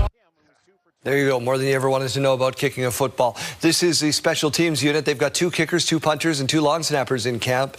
Head coach Corey May says it's possible they keep both kickers, but it happens to matter what happens with the rest of the roster, how it shakes out. Let's get over to the Weather Center. Training camp's going to be in the hot heat today. Yeah, absolutely. Today is going to be the hottest day of that heat event, as we have been talking about. We have yellow and orange heat warnings in effect across the province. And the hot spot for the country is still in Saskatchewan, but it has changed. Earlier on, it was in Prince Albert. Now we're seeing it at Indian Head, 23.2 degrees. Saskatchewan's cold spot is in Uranium City, 10.3 degrees. And the Canadian cold spot still in Nunavut at minus 10.2 degrees. Let's take a look at Regina, though. Right now, we're sitting at 21 degrees, just a few clouds up in the sky. Winds coming in at 26 kilometers per hour. A bright and sunny start to the day out there. If you do have to get outside, I recommend doing it early because the afternoon, the heat will almost be unbearable. 22 degrees in Saskatoon, more of that cloud cover there, and winds currently coming in at 19 kilometers per hour. Those winds will be increasing for our afternoon. The highest gusts will be seen right around the southeast corner of the province, around Estevan there. Could be seeing them just barely surpassing 50 kilometers per hour. Regina also has the possibility of seeing some gusts up to 50 kilometers per hour. Yorkton as well. Those areas lighting up in blue on the outskirts of that yellow color, going to be seeing them just a little bit lower, just up to about 40 kilometers per hour there. The heat, though, as we mentioned, can be dangerous at this level. We're expecting 36 degrees today for Prince Albert, Saskatoon, Moose Jaw, and Weyburn. Yorkton also seeing that heat today. That's up quite a bit from what we were seeing yesterday. Regina seeing 35 degrees today, 34 for the Battlefords and Estevan, and 33 degrees for Swift Current. We will be seeing a lot of sunshine, a little bit of drizzle in areas around Prince Albert, and winds, as we mentioned, down through the southeast corner of the province. We do have some more precipitation on the way for your weekend. Before we get there, though, 32 degrees tomorrow for Regina, so the heat will be persisting. 30 degrees on Saturday, the chance of seeing some light rain on that day. It does go up in Regina, though, on Sunday, with the temperatures dropping down to 25 degrees. And we do have the risk of seeing some fairly strong thunderstorms in central and southern Saskatchewan for the coming days. 25 degrees on Monday, still have that chance of seeing some rain, 23 on Tuesday and 21 by Wednesday. Let's take a look at Saskatoon, though, with more precipitation in the forecast. The risk of seeing a thunderstorm does start late in the afternoon tomorrow and into those evening hours for Saskatoon. Still going to be hot in the early afternoon, 33 degrees, 29 on Saturday. Again, a risk of a thunderstorm, and that risk does carry us into Sunday as well, 27 degrees. 27 on Monday, the risk of seeing the thunderstorm does go down, but we're still seeing a chance of seeing some precipitation for Monday, Tuesday, and Wednesday. Temperatures really falling on Tuesday down to about 22 degrees and 20 degrees by Wednesday.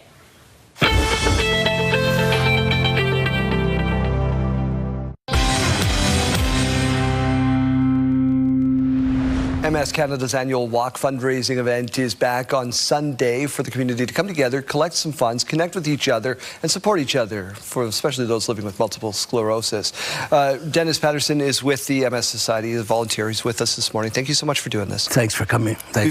Before we do anything else, let's define what MS is for people there. MS is a progressive degenerate neurological disease of our central nervous system.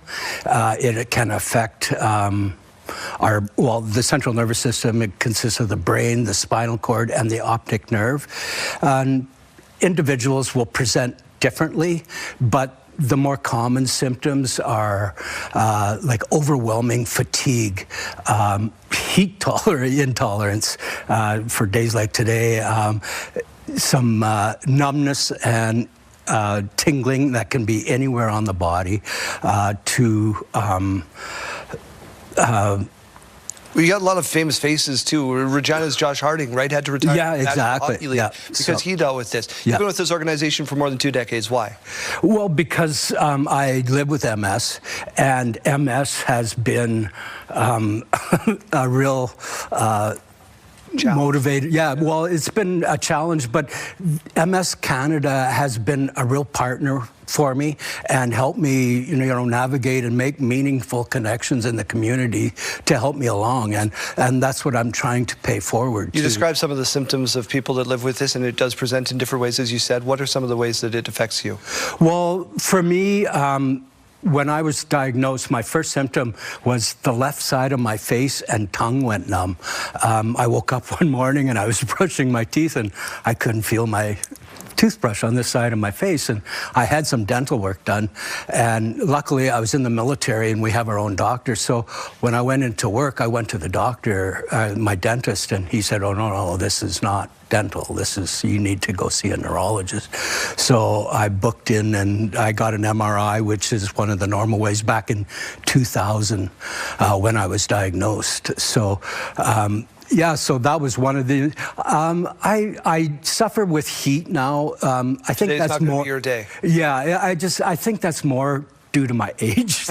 Well, the big reason you're here is you want to connect people. You want to get them out to this charity walk. You need money to support any of these causes. Where does the walk? Give us all the details. Yeah, the walk is Sunday, May 31st at 2801 Walter Scott Way here in Regina. It's on the Queen Elizabeth West Lawn, and it's right down beside the Wascana Lake. And we'll gather there.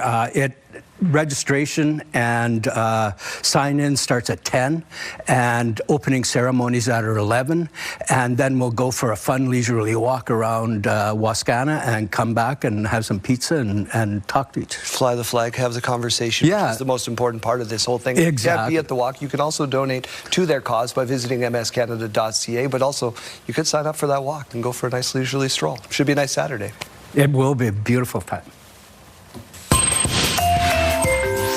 Here's what's happening in our community. TEDx Regina 2026 Once Upon Our Future is on May 29th, 2 p.m. at Dark Hall. Call 306-999-6062. The Collectibles Show is on May 30th, 10 a.m. to 5 p.m. at the Northgate Mall. Email sportsworld@sasktel.net. On May 30th and 31st, find the Crocus and Artisan Sale at the Pilot Butte Arena starting at 10 a.m. Learn more at pilotbuttearts.ca. And Jazz Fest Regina Frog Back and Soul Deep. The fundraiser is happening June 11th at 7 p.m. at Revival Music Room. Information is on connexusartcenter.ca. Submit your event to our community by visiting our website, ctvregina.ca or ctvsaskatoon.ca. Click Community Calendar or scan the QR code on your screen.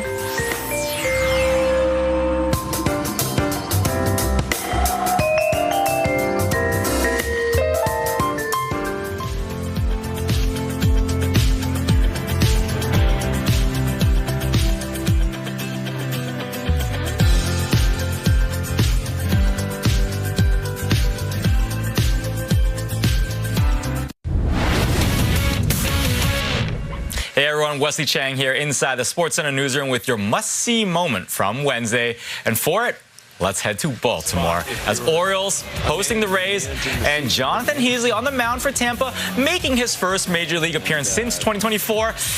Not feeling so well, and this proof.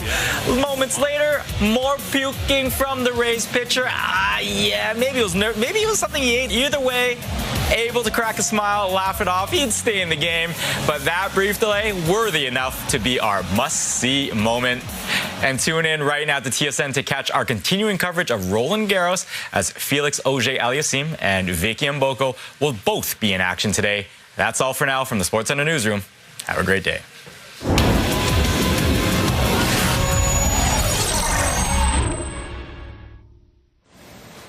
Let's check back in with Janelle Lippi at Regina Fire and Protective Service headquarters ahead of Saturday's career session for women. Good morning, Janelle.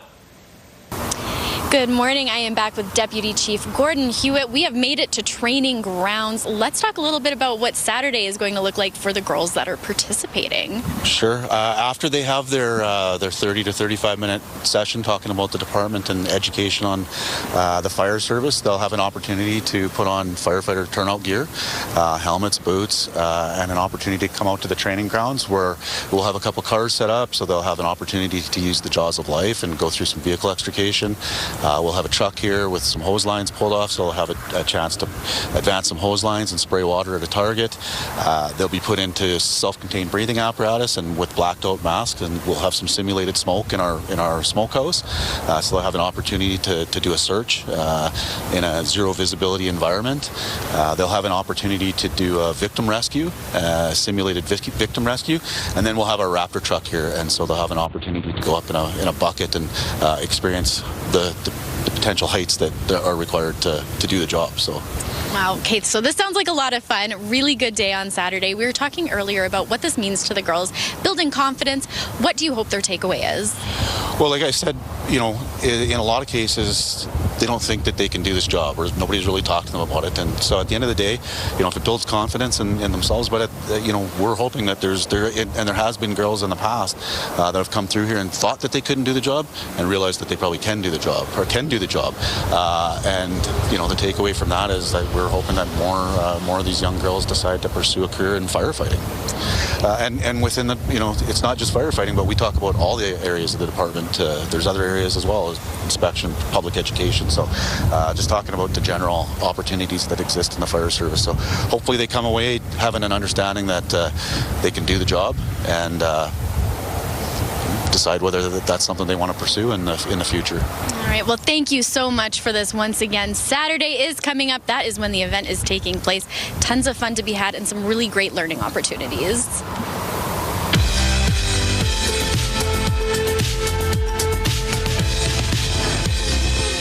It's May 28th, and we have a very special anniversary milestone to share with you. Duff and Dawn were married on May 28th, 1966, and they're marking 60 beautiful years together. Congratulations, you two. Enjoy your special day with love from your family.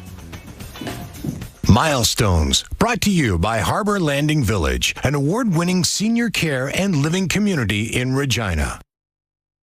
If you have a milestone coming up, send us an email to yourmorningsaskatchewan@ctv.ca or simply scan that QR code on your screen. Please send those in at least one day in advance. Inquiring minds need to know, what is the jackpot at right now? $2,250. We just went up another 50 for a name that sounds. We were talking with Jen. She thought it was a Keurig machine. That was not it. So that goes on to the list of previous guesses at purecountry927.ca. And then 4:40 this afternoon with Brandon is when we're going to be playing next. On the way, though, we're going to tell you if you're maybe expecting a baby and you're looking for names, a couple that are in danger of going completely extinct. People have just stopped using these names completely, or you know what, if it is your name, you can feel kind of proud because you're kind of a unicorn in that sense, too. So that's going to happen up at 8:20 this morning, plus some more additions for that final Alan Jackson show. We'll give you the details with your Country Minute just after 8 o'clock. Fantastic stuff. You can check them out on the iHeartRadio app as well. Chase, see you tomorrow. See you then. Thanks.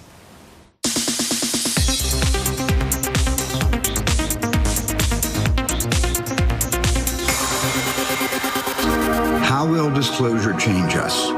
I believe for the better. It will remind us of our capacity for empathy and that there is something bigger out there than just ourselves. Director Steven Spielberg has something to say in the final trailer for his new film, Disclosure Day. The sci-fi thriller based on a story by Spielberg opens in theaters June 12th.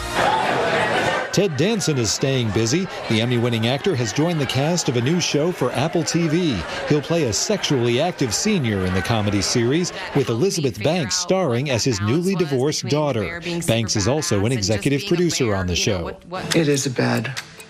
Oh, yeah, no, it's... Or there's the couch. Yeah, oh, no. That is where he died, though, so... Wow, it's up to you. No, I'll get sheets. Thanks. Miss You, Love You writer-director Jim Rash couldn't be happier with his stars, Allison Janney and Andrew Reynolds. Allison I will chase to everything because I've known her for years, and from way back, you know, to whatever, it's like if she's available, yes, please.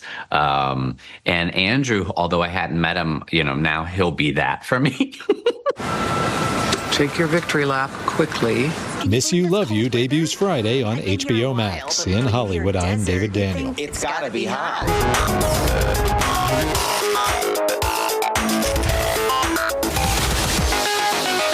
JD, lighten our mood for us. All right, what's old is new again. You remember these cameras?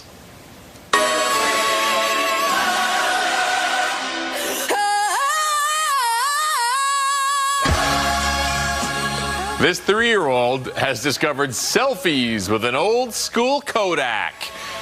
Sets the timer, strikes a pose, little model in the making. Still a when I first started this story, I thought, oh, film. Yeah. No. I thought it was going to be a Polaroid. I remember the day I got one of these Kodak digital cameras for my birthday, and I loved it. This could have been childhood footage of me You remember, doing like, the same thing. 3 megapixels. Oh, my goodness. Yeah. Wow. Wow. We got my son one just for him to take pictures around. There's a kid version, and it takes better pictures than my phone used to. Like, my goodness. It's the season for graduation. This son showing off how proud he is of mom. Let's go! Let's go, Mom! Let's go! Let's go! Let's all approach convocation season with this kind of enthusiasm. This mom graduated with a management degree from Harvard. You know, just that casual, little-known school.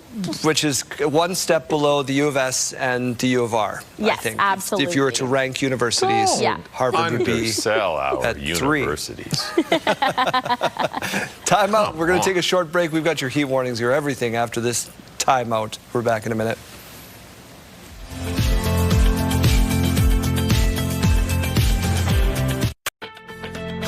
It's Thursday, May 28th. There's very clear evidence that the climate is warming and that the global average temperature is continuing to rise. Climate call-out. An outgoing Liberal MP says he's worried about Canada's emission reduction targets. Where a spark, anything can actually start a fire and get it going. Hot and dry conditions are severely increasing fire danger across the province. Trying to bring the communities together. It's a center for the community, for this part of the neighborhood here in Regina. And the ribbon cut on a brand new school in Regina. We'll have the details. Stay with us, Saskatchewan. Your morning starts right now.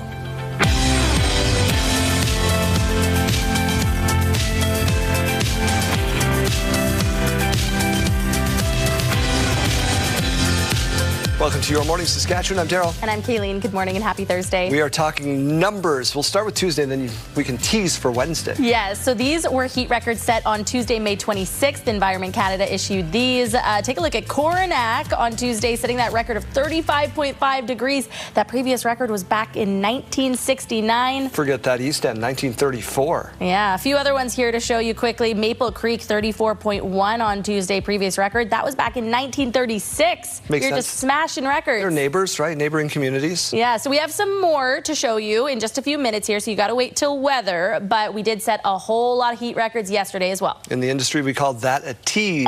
A heat wave sweeping through the prairies expected to peak today. Orange level warnings in effect in parts of the province. Temperatures can reach the high 30s in some areas.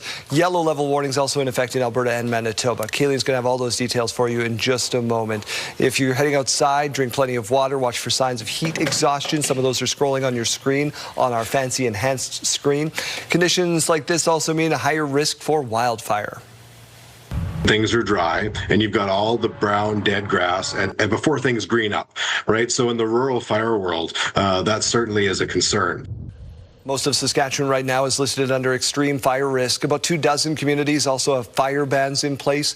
Crews are fighting 4 fires in the province. There have been 69 this season, much lower than the 200 reported this time last year. There you see it on your screen. A new report on climate change is predicting the Earth will keep warming and break records over the next 5 years. It's very likely, so an 86% chance, that one in the next 5 years will set a new record, which is currently 2024. And there's a 91% chance that the global average temperature will exceed 1.5 degrees for at least 1 year in the next 5. What comes from the United Nations Weather Agency says over the next 5 years, global temperatures will range between 1.3 and 1.9 degrees above pre-industrial averages. 1.5 is what was set by the Paris Accord as well. A 28-year-old Calgary man facing human trafficking-related charges after an investigation led by Regina Police. The arrest happened on May 20th after a multi-agency investigation which began in December. Police say the alleged offenses happened between December 2023 and November 2025. It's part of Project Anchor. More than 30 officers were involved in searches of multiple homes, a business, and a vehicle connected to the case. Let's talk to Graham Richardson now, who's standing by in New York City. He is with the Prime Minister. Graham? Prime Minister Mark Carney set to speak at the Economic Club of New York here in just a couple of hours. His story will be one of change in Canada, arguing essentially that after years of capital fleeing the country, capital, money, big money, is now looking back at Canada in a positive way. Yesterday, the CEO of the Bank of Nova Scotia said essentially the same thing. He's seeing it from institutional investors. Of course, the challenge politically for Mr. Carney is to convert that positive message into real jobs for Canadians and real money and real foreign investment. That takes a bit longer. The opposition also pointing out, of course, that the reason money was leaving was because of the Liberal Party and the policies of Justin Trudeau. For the first year in office, Mr. Carney's attempted to turn that around on many, many fronts. He says big money in New York City and elsewhere, other financial capitals in the world, are starting to notice and look at Canada in a very different way. Graham Richardson, CTV News, New York. Let's get to Jeremy Dodge now. We're talking taxis. Yeah, Saskatchewan City Council looking to make some changes to how taxis operate this week. Safety and pricing concerns slammed the brakes on any updates, though. As part of a review to fix regulatory issues with taxi operations, the city was proposing 8 changes to the vehicle for hire bylaw. Some were housekeeping items, like adding decals of fare prices to the outside of the cab. And some involved larger changes, like overhauling the van or large vehicle rate. But not listed among them any safety protocols. And that concerned councillors who had recent violent incidents shared with them. It was just a couple of weeks ago, we were sitting here in committee and a gentleman came to do a presentation, and just the other day he was shot in the face with a pellet gun. So my concern, I'm in favor of looking at these things. I want to know when, because these drivers need security now. Council ultimately put off any changes until at least September, when administration will present more options to beef up security and safety rules. The hospital expansion in Prince Albert has reached a milestone. The Prince Albert Victoria Hospital project achieved 1 million worker hours on site. PCL Construction says the hours were completed by about 1,500 workers. The expansion creates 500 jobs at the hospital, and the SHA has begun the early hiring process. The hiring plan includes an Indigenous and Northern recruitment and retention strategy developed in partnership with Prince Albert Grand Council. This critical expansion project will deliver closer to home, enhanced, modernized care for residents of Northern Saskatchewan. This means reduced need to travel long distances to access care, shorter wait times, and overall improved patient outcomes and experience. The budget for the expansion project is sitting at more than $850 million. It's expected to be complete in 2028. Well, Daryl, some changes coming to an historic building in Regina. That is right. They're spending some money here after towering over the cathedral neighborhood for more than a century. The spires are going to be changed. Here is Wayne Mantica with what you need to know. A narrow stairway leads up the tower of Regina's Holy Rosary Cathedral to the base of the spires. They are in rough shape. The fasteners, we're starting to let go. Some of the screws and nails have fallen out, and so that was allowing water to infiltrate. The spires, which have towered over the cathedral neighborhood since 1913, have to come down and will be replaced. Starting next year in January, our contractor PCL will mobilize to site. Hopefully in about early March, they'll cut the old existing spires off and crane them down. And then during the course of the spring and summer, we'll fabricate new replacement identical spires in our parking lot beside the cathedral. And then come the fall, they'll be able to crane them back up into position and secure them. It's part of an $8 million restoration currently underway at the cathedral. Technicians are currently replacing several pipes on the organ, which have buckled over time. Pick it up and show you. Oh yeah, there. It's really, it had stopped speaking, it won't speak, it won't work like that at all. Parishioners appreciate the work being done. It's like, you know that you have to fix your car. You don't have it for life. It's the same thing with the organ. It has to be fixed up. Those responsible for this project say it takes a lot of work to maintain an historic landmark of this magnitude. However, they can't imagine being without their cherished cathedral and say they will do whatever it takes to maintain the building for future generations. Wayne Mantika, CTV News, Regina. Thank you, Wayne. The Regina Red Sox officially kick off their league championship defense tonight. Ball hit hard to center field, and it's caught. The Regina Red Sox are back in the throne and are whatever. Regina is coming off their first WCBL title since 2012, now looking to repeat as champions. The Sox play in Medicine Hat tonight in the Gas City. Swift Current hosts Moose Jaw, and the Weyburn Beavers host those Saskatoon Berries.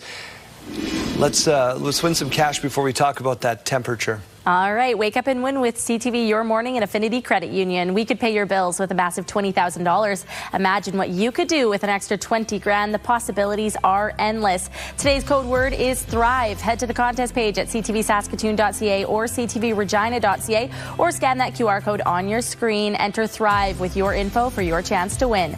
The Your Morning $20,000 Pay Your Bills contest, powered by Affinity Credit Union, an affinity for you. All right, earlier on in the hour, we were talking about some temperature records from May 26th. That was on Tuesday. Environment Canada has just issued some new numbers with temperature records that were set yesterday, May 27th. Take a look at your screen here and take a look for your hometown or city. Weyburn set a new record yesterday at 34.3 degrees. That previous record was back in the year 1969. Assiniboia, 33.9 degrees yesterday, setting that new record. Watrous at 32.3 and Elbow at 33.7 degrees. Also reaching new temperature daily maximum records yesterday. Lucky Lake at 33.4 degrees, Broadview 29.8, Last Mountain at 29.9, and Rockland at 32.2 degrees. And today is very likely to be setting some more records.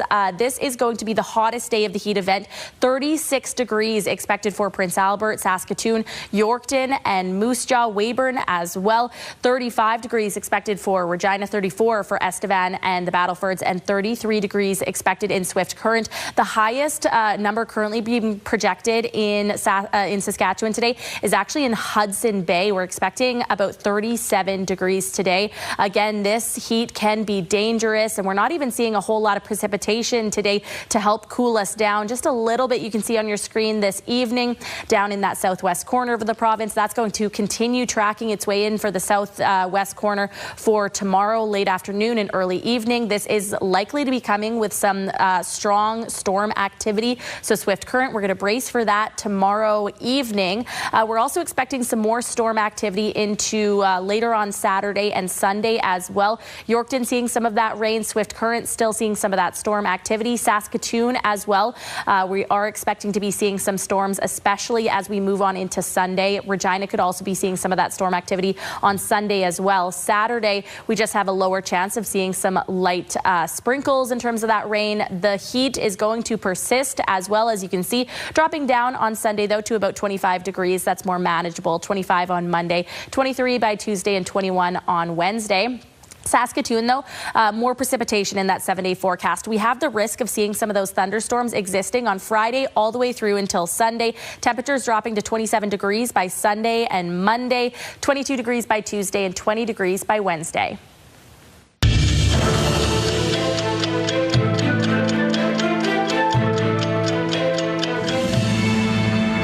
May 28th, 1961, Amnesty International was founded in London to support human rights and secure the release of political prisoners.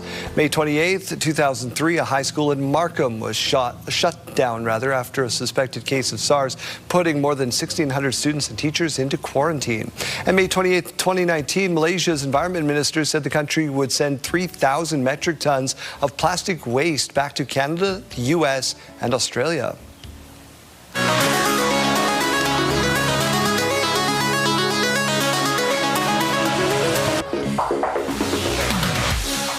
Well, now that ball season is here, here is your friendly reminder to bring your glove to the ballpark. Sosa hits that down the right field line. That's a freebie. Had some good carry. It's a heck of a catch. And Springer's not going, and Varsho hits this down the right field line, twisting towards the pole, and caught again. That's the same guy. That's been 3 down there, and he's caught 2. Sign him up. Wow, one Jays fan, 2 foul balls on Tuesday's game.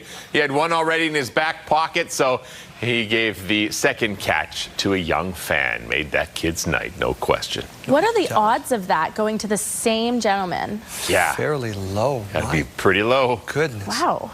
Wear sunscreen if you're heading to the ballpark today. Maybe grab a burger with some of their favorite toppings. Like what, Keely? Yeah, it is National Burger Day and National Burger Month.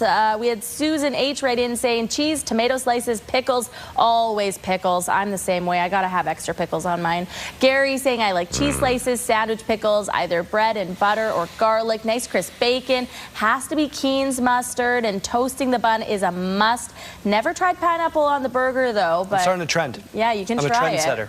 Yeah, some more answers coming in. Sheldon from Wynyard saying it's got to be bacon, lettuce, tomato, fry, mushrooms, cheese, pickles, and ketchup. Sean saying bacon, mushrooms, and A1 steak sauce. Are you both for the mushrooms on the burger? I am. I love mushrooms on my burger. Yes. You're in? You're in? Yeah. No, I'm good. Grilled mushrooms. Let's get right to it. Yeah, grilled mushrooms are the best on a burger. Lori saying cheese, lettuce, tomato, and pickles. We had Ange saying some cheese and caramelized onions. Delicious. Now I got to go to the Patty Wagon and get a burger. Oh, you know what? I just saw a picture of the Patty Wagon smash burgers this morning, and I thought I should try one of those. I was thinking about it because the fellow that owns the place was trying to do that fancy ride the scooter and hold the tray thing, and it just went everywhere. He just bailed. This answer came in from Kim, you know, my favorite Kim, saying homemade relish, but also a really good bun makes all the difference, and I couldn't agree more. It can't just be the regular. Very important. Yeah, the regular buns. Little brioche action. My husband goes for the ones that stay good for like 3 weeks, and I'm like, there's got to be preservatives galore in that. I don't want those ones. Yeah. But the fresh ones from the bakery section or from an actual bakery.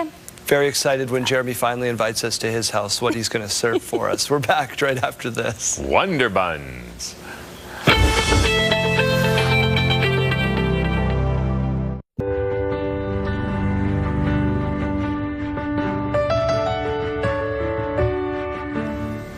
Now we check in with Mike Siona, who is in full bloom this morning. Mike? Indeed, a pollinator's paradise is what Clinton Ekdahl had set out to do, and I think you've achieved that here at the Mann residence. Just absolutely beautiful, the garden that you guys have built, and it's all part of the first ever Saskatoon Tulip and Flower Festival. Just talk about maybe the sheer volume of this passion project. How many bulbs do you think you've planted over the years? It's got to be at least 100,000 by now. Incredible stuff. I love it. It's great. And again, all built with that eye to the pollinator. Talk to me why that's so important for you personally. Well, for me personally, the pollinators are so very important because they're responsible for a lot of the food that we eat. And, you know, when we are not providing forage for our pollinators, then they go elsewhere or they don't live, they don't make it. And then just a variety of plants that you have here. We were talking about this 4-month festival season. It's done really to celebrate the entire growing season, right? Yeah, that's correct. So if you don't have a fully transitional garden, which basically means, you know, you have flowers that bloom early in spring all the way up until October and when it snows. If you have a garden that's just mainly focused on lilies, then having a 4-month festival would be able to include those kind of gardens, those specialty gardens that maybe just flower one specific time of the year. And you've built, obviously, this garden, like if I come back in 3 weeks or if I come back in 3 months, it'll be a totally different experience. Yes, this is a fully transitioned garden, so there's something blooming from the very beginning when crocuses are coming up all the way to the very end when the sunflowers are doing their business. Tremendous. It is absolutely something to behold. Come and check it out. Find them on their social media pages. The first ever, as we mentioned, Tulip and Flower Festival of Saskatoon. And if you're interested at all, send Clinton an email. He would love to have you and your garden as part of it.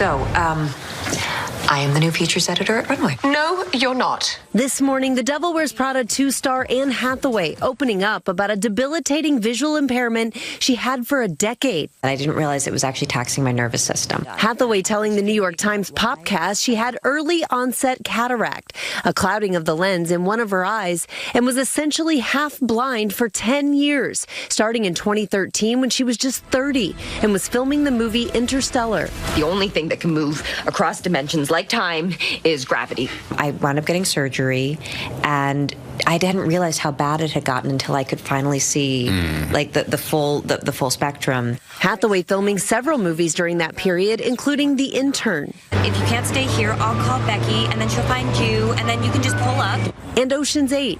Chilly. Hi, Daff. Welcome to the team. Let's not all high-five at once. Doctors say cataracts are unusual in younger people, but not unheard of. It tends to be a slower process, tends not to be clinically significant until we get older in age, but we see cataracts in infants, we see cataracts in young adults. If it's starting to prevent you from driving at night safely, doing your work and enjoying your life, that's when you should look into talking to your eye surgeon and see if surgery will get you better. Rhiannon Alley, ABC News, New York. Health Report, brought to you in part by SEIU West, Saskatchewan's first healthcare union. I am pleased to be joined now by Dr. Samto Ibezi, the board chair for the Black Professionals and Entrepreneurs of Saskatchewan. Good morning. Good morning, Jeremy. Thank you for coming in. I asked you in for a specific reason. Before we get into that, I want to ask you, just kind of give us an overview of what BPES, Black Professionals and Entrepreneurs of Saskatchewan, what is it the organization does? Why do you exist? Thank you, Jeremy, for that question, and thank you for having me here. So the Black Professionals and Entrepreneurs of Saskatchewan was founded in 2020, and it came about because there was a need to have a place where Black professionals and entrepreneurs could come together, share information, get support, and grow. Okay. And for the past 6 years, there has been lots of good things coming out of BPES. Yes. It's been growing. And we have a special focus on getting, sharing information, networking, but also to cultivate that spirit and nurture that entrepreneurial spirit in Black professionals and entrepreneurs, with the aim of transforming our communities and also inspiring the next generation. Okay, and it has proven to be successful because BPES was named in this new announcement from the federal government.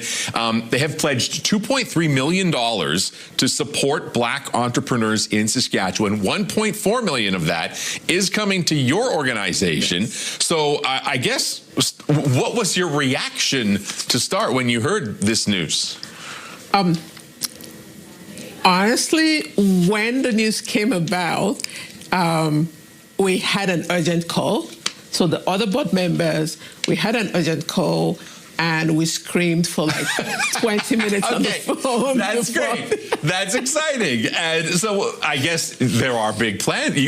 This was a need, right? Yes. You obviously have a goal for this money. So where will this funding go to? So our big initiatives for this funding, which we're really grateful that the government of Canada, through Prairie Cans, believed in us. So first of all, we have a procurement readiness program, which, and as you know, procurement is a big thing. The federal allocation for procurement in 2025-2026 was $37 billion. Oh. And even in Saskatchewan, it's over $600 million allocated to procurement. And recently, government of Saskatchewan awarded about 490 individual contracts for this procurement. So it's a big sector, and we want to support Black entrepreneurs who have now called Canada home to get into this sector, get into the supply chain ecosystem.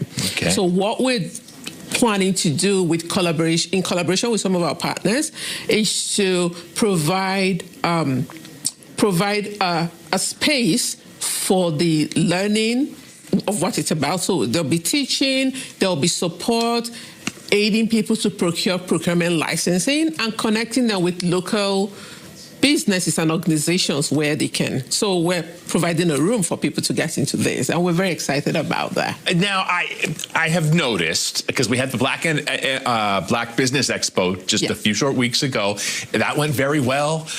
It seems like this is kind of a booming sector right now. There's a bright future for Black entrepreneurs in Saskatchewan. I do agree.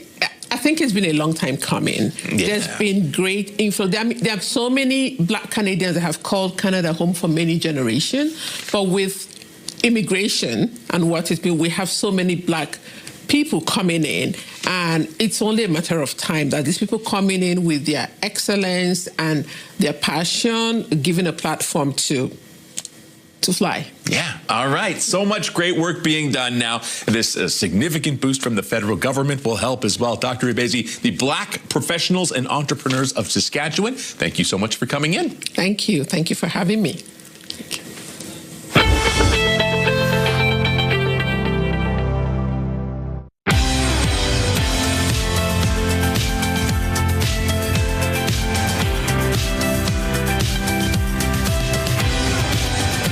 8:30 on this beautiful Thursday. We'll get to your weather forecast in just a minute. First, Regina Council expanding its free transit for high school students. It's a venture that would result in a loss of revenue. Sierra D'Souza butts with why. Fare free transit for kids helps, and it would make a big difference. Sarah Cummings-Trzowski, a visual arts teacher, was just one of many delegates asking Executive Committee to consider expanding a free transit pilot project. The program allowed students from F.W. Johnson Collegiate to use the city's transit services for free from September to the end of December in 2025. A reduction in paying for bus tickets would really help relieve stress, improve success at school. The pilot project cost $49,000, resulting a loss of revenue for the city due to the free passes and administrative work. If implemented on a permanent basis to all high school students in the city, the program would be $2.26 million in operating costs and $16.8 million in capital costs. Knowing that to start expanding, we're going to be getting into more staff required, more buses required, so there's a true capital investment.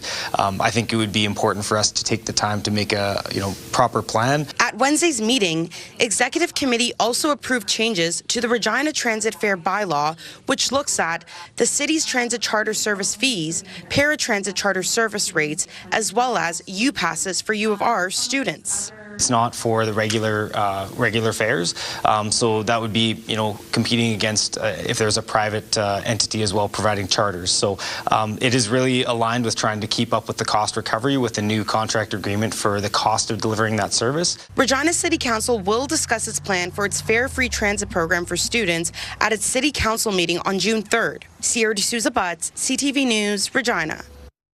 Hundreds of funeral industry professionals gathered in Saskatoon for an annual meeting to learn and look at new and changing aspects of the business, including the rise of digital and live streaming options for mourners and more.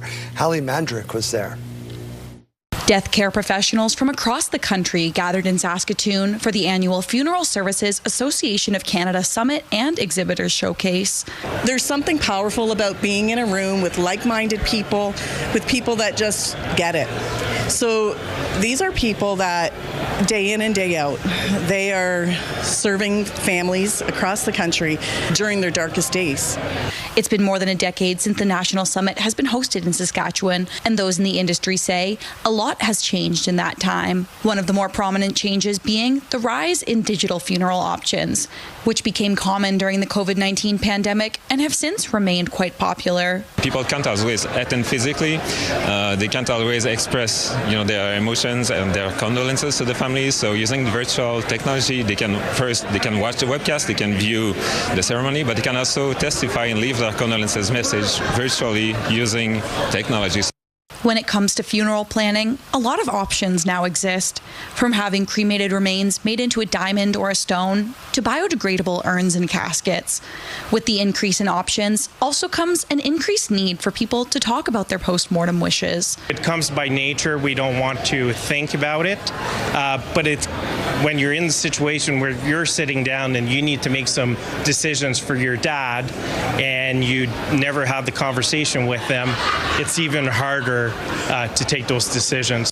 Adding that while it can be a difficult topic, it's also an important one. Although it's taboo and we don't want to talk about it, there's so much value in talking about it while the person is living and making those decisions. Hallie Mandrick, CTV News, Saskatoon. As millions of Muslims gather in Mecca for the annual Hajj pilgrimage, Saskatoon's Muslim community got together for one of the most important celebrations of the year at Prairieland Park. With the latest on that, here's Carla Shinkarak. Rows of worshippers from around the world bowing together in prayer and families joining in celebration for Eid al-Adha. It's celebrated at the end of the pilgrimage, the Hajj pilgrimage, which is the annual pilgrimage that Muslims make to Mecca. This is expected to be the city's largest Eid congregation. It's one of the two biggest celebrations in the Islamic calendar. Really special for everyone to be here today to participate. Muslims from nearly 70 different countries represented, and the clothing reflecting that. You'll be able to see people from all sorts of backgrounds, every different walk of life, every corner of the world, a dozen different languages being spoken at the same time. Muiz Rafiki says some people attending are devout Muslims while others just come out for big celebrations like this. And it really is beautiful to see that all of these people, different ideologies, different ways of life, different points of view, they're coming together for something that's important enough, special enough for them that we can unite. The holiday commemorates the story of Prophet Abraham and his family, figures revered in Islam for their faith and perseverance. But celebrations this year are also paired with reflection, with many holding people suffering in places like Gaza, Lebanon, and Sudan in their prayers. Two prayer services were held at Prairieland to fit the estimated 12,000 people. With a significant influx of Muslims to Saskatoon over the past few years, this organizer says this wasn't the only prayer site. Now, alhamdulillah, there's so many people that we have to have multiple prayers around the city. From here, families continue the celebration at home. Exchange gifts and just spend the day eating food and spending family time together. All of it serving as a reminder of faith, community, and togetherness. Carla Shinkarak, CTV News, Saskatoon. A Prince Albert hockey player still riding a high after Montreal Victoire defeated the Ottawa Charge to win the PWHL championship. Stacey Hine reports. Montreal has won their first Walter Cup. History for the Montreal Victoire, with Prince Albert's Caitlin Willoughby raising the Walter Cup. The seasons are hard and there's so many good teams in this league. So to be able to come out on top just felt absolutely incredible. I'm still riding a high, honestly. It's the first time a Canadian team has won the PWHL championship in the league's 3-year history. Willoughby says she's felt an outpouring of support from Saskatchewan, both during the season and after the title win. It means the world to me, and I'm really proud to be from Saskatchewan, and I'm really thankful that everyone's been so supportive. Prior to the PWHL, Willoughby donned the green and white for the University of Saskatchewan Huskies, and one of her coaches from her Husky days, Robin Ulrich, was in Ottawa for the championship game, watching the victory from the stands. Getting to see Caitlin play and for the Victoire to win was just an amazing experience, and really cool to see the journey that she's been on and where it's taken her to. She's been a part of my hockey journey since Husky days, and she continues to support me, and I felt the support from her. And so to have her out on the ice with me to celebrate after was pretty special. Ulrich says Willoughby's success is a boost for Huskies women's hockey. We're trying to sell ourselves as we are a stepping stone towards professional hockey, whether that be overseas or ideally probably in the PW. Willoughby says with 4 former university athletes on the roster, the team is showing the youth sports path can lead to pro hockey. We've proved that it can be done, and to have 4 people on our team that were a part of the championship, I think means a lot. From the U of S campus to a Walter Cup title. A full circle moment for Willoughby and Ulrich. Stacey Hine, CTV News, Saskatoon. The run-up to the 2026 FIFA World Cup has been especially long for these three Argentinian fans. They've spent the last 9 months cycling to Kansas City to watch their team kick off the biggest sporting event in the world. It's taken them through 17 countries and more than 16,000 kilometers to do it. But it's just the kind of thing you do if you have the time, resources, and love for your country. Today is not the day you want to be out on a bicycle in the heat of the day. Maybe right now is okay. No, but that won't stop everybody from saying, Kayleen, take your bike out of Daryl's office and ride it home. Hey, listen, if we have to start a petition to make this happen, you and Janelle live by both. Well, I think I can't get to my desk. Those bikes are going to live there for a few more days because it's too hot outside. We gotta be able to take frequent breaks inside today and for the coming days. Today is going to be the hottest of this heat event. So if you were too hot for the past couple days, I recommend you stay inside with some air conditioning today. Not only have these heat warnings expanded, but they've also been upgraded from yellow warnings to orange warnings, meaning that they could be bringing with them more danger. We're not even just seeing green on the screen this morning. We're seeing some of that yellow and red. So hot temperatures already to start your day. Take a look at Melfort, already at 25 degrees. Nipawin as well, 25 already at 8:39 in the morning. Down in the south, we're seeing 25 now for Regina, 23 in Saskatoon, 26 degrees already in Moose Jaw, and 25 degrees in Assiniboia. Later on this afternoon, again, it's going to be hot, hot, hot. And again, this heat can be dangerous. Check in on your loved ones today. 36 degrees in Prince Albert and Saskatoon, 36 degrees as well for Moose Jaw and Weyburn. Believe it or not, that's not even the highest temperatures we could be seeing in the province today.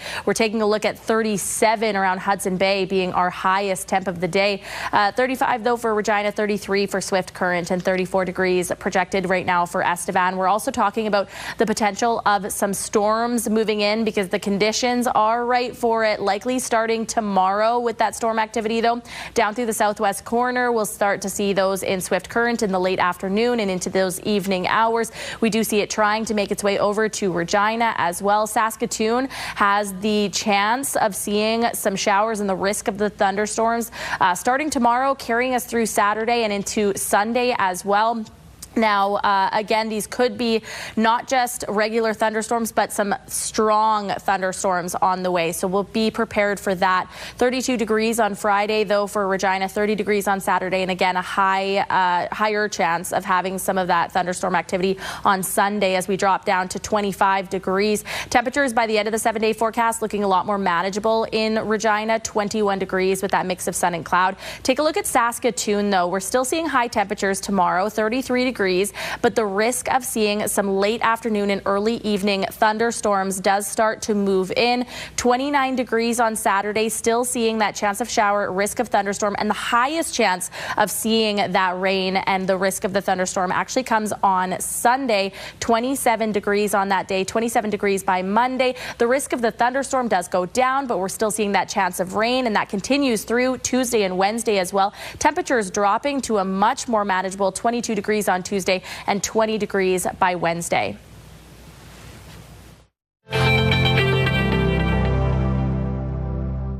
I'm Omar Sachedina. Tomorrow. What's it like to defend against Messi? It's a nightmare.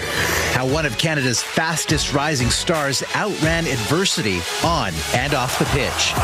Bambito! Tomorrow on CTV National News and watch on Crave. Check back in with Janelle Lippi now. She's at Regina Fire and Protective Service headquarters this morning. Good morning. I am back with Deputy Chief Gordon Hewitt, and I am all geared up. Beside us, we have some of the gear that we will be using for the girls on Saturday. Walk us through what you have. Yeah, so just as you're outfitted here, we'll all the girls will be put into firefighter turnout gear: pants, jacket, helmet, gloves, boots, and then on the training ground there'll actually be some evolutions where they'll have self-contained breathing apparatus, masks, and fully decked out and ready to go through some of the training exercises. All right, so the girls are getting the full experience. Now, registration is full for this year, but tell me a little bit about what next year looks like, that interest, how it, it gets sparked by these girls and what that means to you guys. Well, the interest is there, so yeah, you're right. The session's full right now. There's actually a waiting list, and so it's great to see that.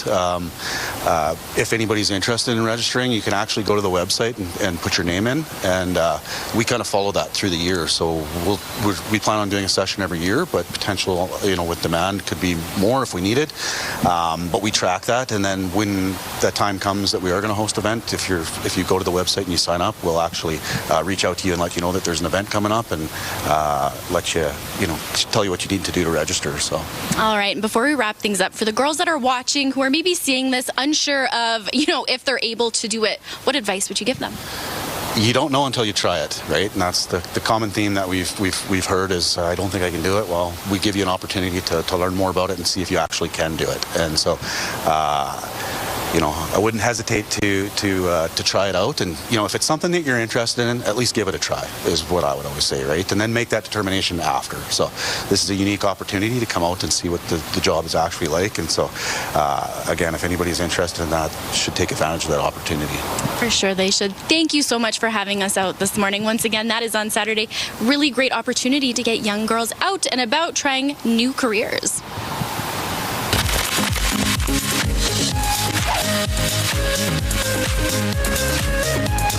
We're stepping into the Your Morning Library and we're checking out Pokey's Perfect Pause. It's written by NHL assistant coach, Notre Dame alum, etc., children's author now, Jeff Ulmer, who joins us live from San Jose this morning. Jeff, thank you so much for doing this. Thank you very much. That's a first. I haven't heard that before, but that's pretty funny. Funny to hear. Listen, the obvious question is, where do you find time to write a children's book amidst your busy schedule? Yeah, it's kind of, I always like to take these little side projects. Obviously, we have some things that were going on. We're watching the playoffs and kind of monitoring how we can improve for next season and doing little projects like that. But I like to do, I'm not really a TV watcher other than sports. I like to read a lot of books. And, I just came across a few different ideas. And I always kind of wanted to write a kid's book. And my daughters love sloths. And I figured out why not try it. It didn't take very long, a couple days. Was kind of all it was, and it came out well. I've had a lot of good reviews. May have to write a follow-up. We'll see. Tell us the story of Pokey. Where does the story begin? What does it entail here? Yeah, it's kind of a sloth with his family, and kind of has some friends that are kind of zipping and racing around the jungle. And I just kind of thought there would be kind of a cute message there for a bedtime story about just kind of taking time to relax and kind of don't be in a rush to get everywhere. And I just kind of tried to convey that in that book. And I think it turned out pretty well. I've had some good reviews, and it's kind of just a little bit of a side passion for me. I read a ton of books, and that was just kind of a little escape for me in the busy times, kind of. So we'll see. Your daughters are what, 10 and? Almost 10 and almost 7, yes. Yeah, so those are the harshest critics around. What do they think of the book? They love it. They love it, especially. They were surprised. My oldest one, JD, she's 9, turning 10, and she's sloths all over her room, so she was pretty happy that I chose that particular animal. And the young one, I've read it to her a few times. She loves it, Braxton, so that's been it's been fun. What does that mean to you? It means a lot. I like the escapes kind of away from our busy schedule, and obviously NHL, the season, when you're in it, it's crazy, it's hectic. You don't get to spend a lot of time with your family. You're away half the time, and when you're at home, it's again, you're at the rink quite a bit, and you're catching up on sleep and trying to do everything like that. And it's just nice to be home in the summer, in the off season, and spend some time with them. And this is something they thought was pretty cool. Where can we get the book before we let you go? Thanks, Errol. It's on Amazon on all the different countries and websites. But you can look on Amazon and look under the title there that you have on your screen, and you can find it there on the Canadian site, on the American site, and anywhere your listeners may be. But hi to everyone from Sask, and I appreciate the call, guys. All the best. Pokey's Perfect Pause, available now. Jeff Ulmer is the author. He is from here in Saskatchewan. Thank you. Thank you.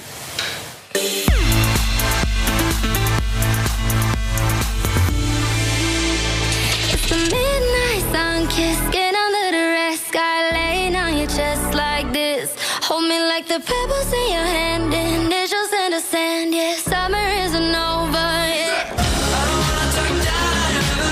I don't wanna be a whore wrecker. I just know it can be better,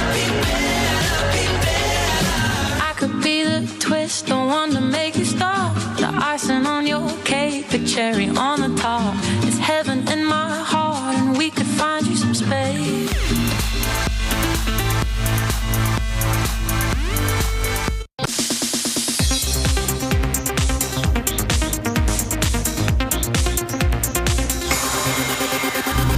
What did you steal? Secrets. The final Disclosure Day trailer has arrived. The new extraterrestrial thriller from Steven Spielberg stars Josh O'Connor, Emily Blunt, and Colin Firth. It lands in theaters June 12th. The CMA Fest concert special now has its hosts and an air date. Country superstar Riley Green and Good Morning America's Lara Spencer will host the 3-hour special, which will air on ABC June 25th and stream on Hulu the next day. Disney is the parent company of ABC, Hulu, and ABC News. Ted Danson and Elizabeth Banks are teaming up to play father and daughter in a new comedy series for Apple TV. The Untitled series is set to begin production later this year. And happy birthday to Academy Award nominee Carey Mulligan. She turns 41 today. That's what's happening in Hollywood. Jacqueline Lee, ABC News.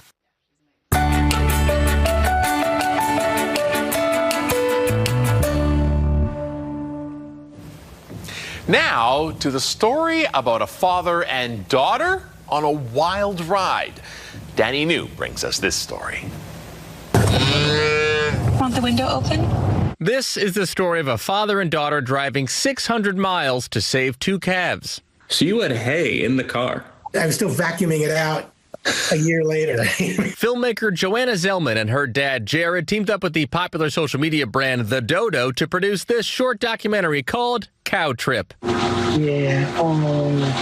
It's about when, a few years ago, they were tapped to help transport Mickey and Moose from farms in Vermont to an animal sanctuary in Maryland. For Joanna, she's always been a big animal lover, and for Jared, when your adult child asks you to travel with them, how can you say no? So in a car lined with hay and tarp, dad and daughter set out with these 10-day-old calves. This is amazing. Making occasional stops to feed Mickey and Moose, which Jared, a physician from Connecticut, had never done before. Oh, hi. Hello.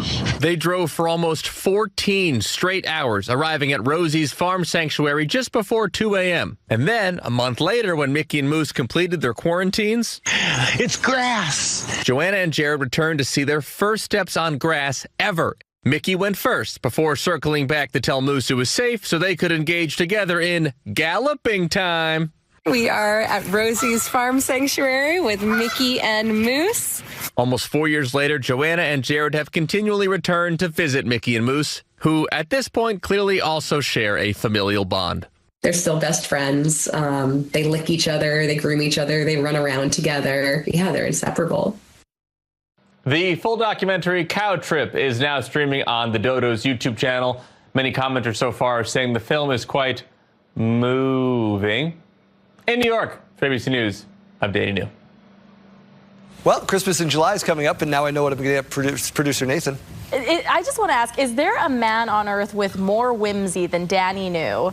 I want to know what his clothing... He's got so much whimsy. He's spending his clothing budget at all the wrong places. Or maybe right. Depends how you look at it. I think right. Let's get to Sidebar.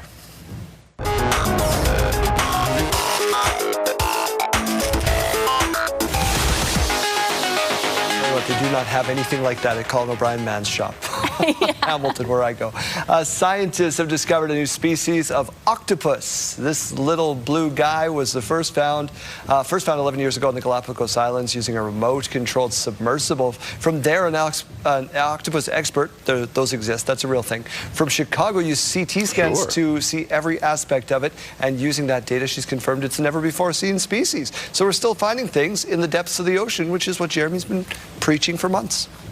There's so much more to discover. Yeah, I am going to use this moment to talk about remarkably bright creatures because everybody's talking about octopuses right now. Octopi, is that the correct? Yes. What did I say? Sure. That book is just like so crazy right now. Everyone's been reading it. I read it recently. The book is great. Movie just came out on Netflix. Don't watch it. Oh, don't watch it. Is it the Titanic 2 of movies? It's not great. Titanic 2 is not a good movie either. You have one for us? Yeah, this could be the ultimate hack for bad hair days.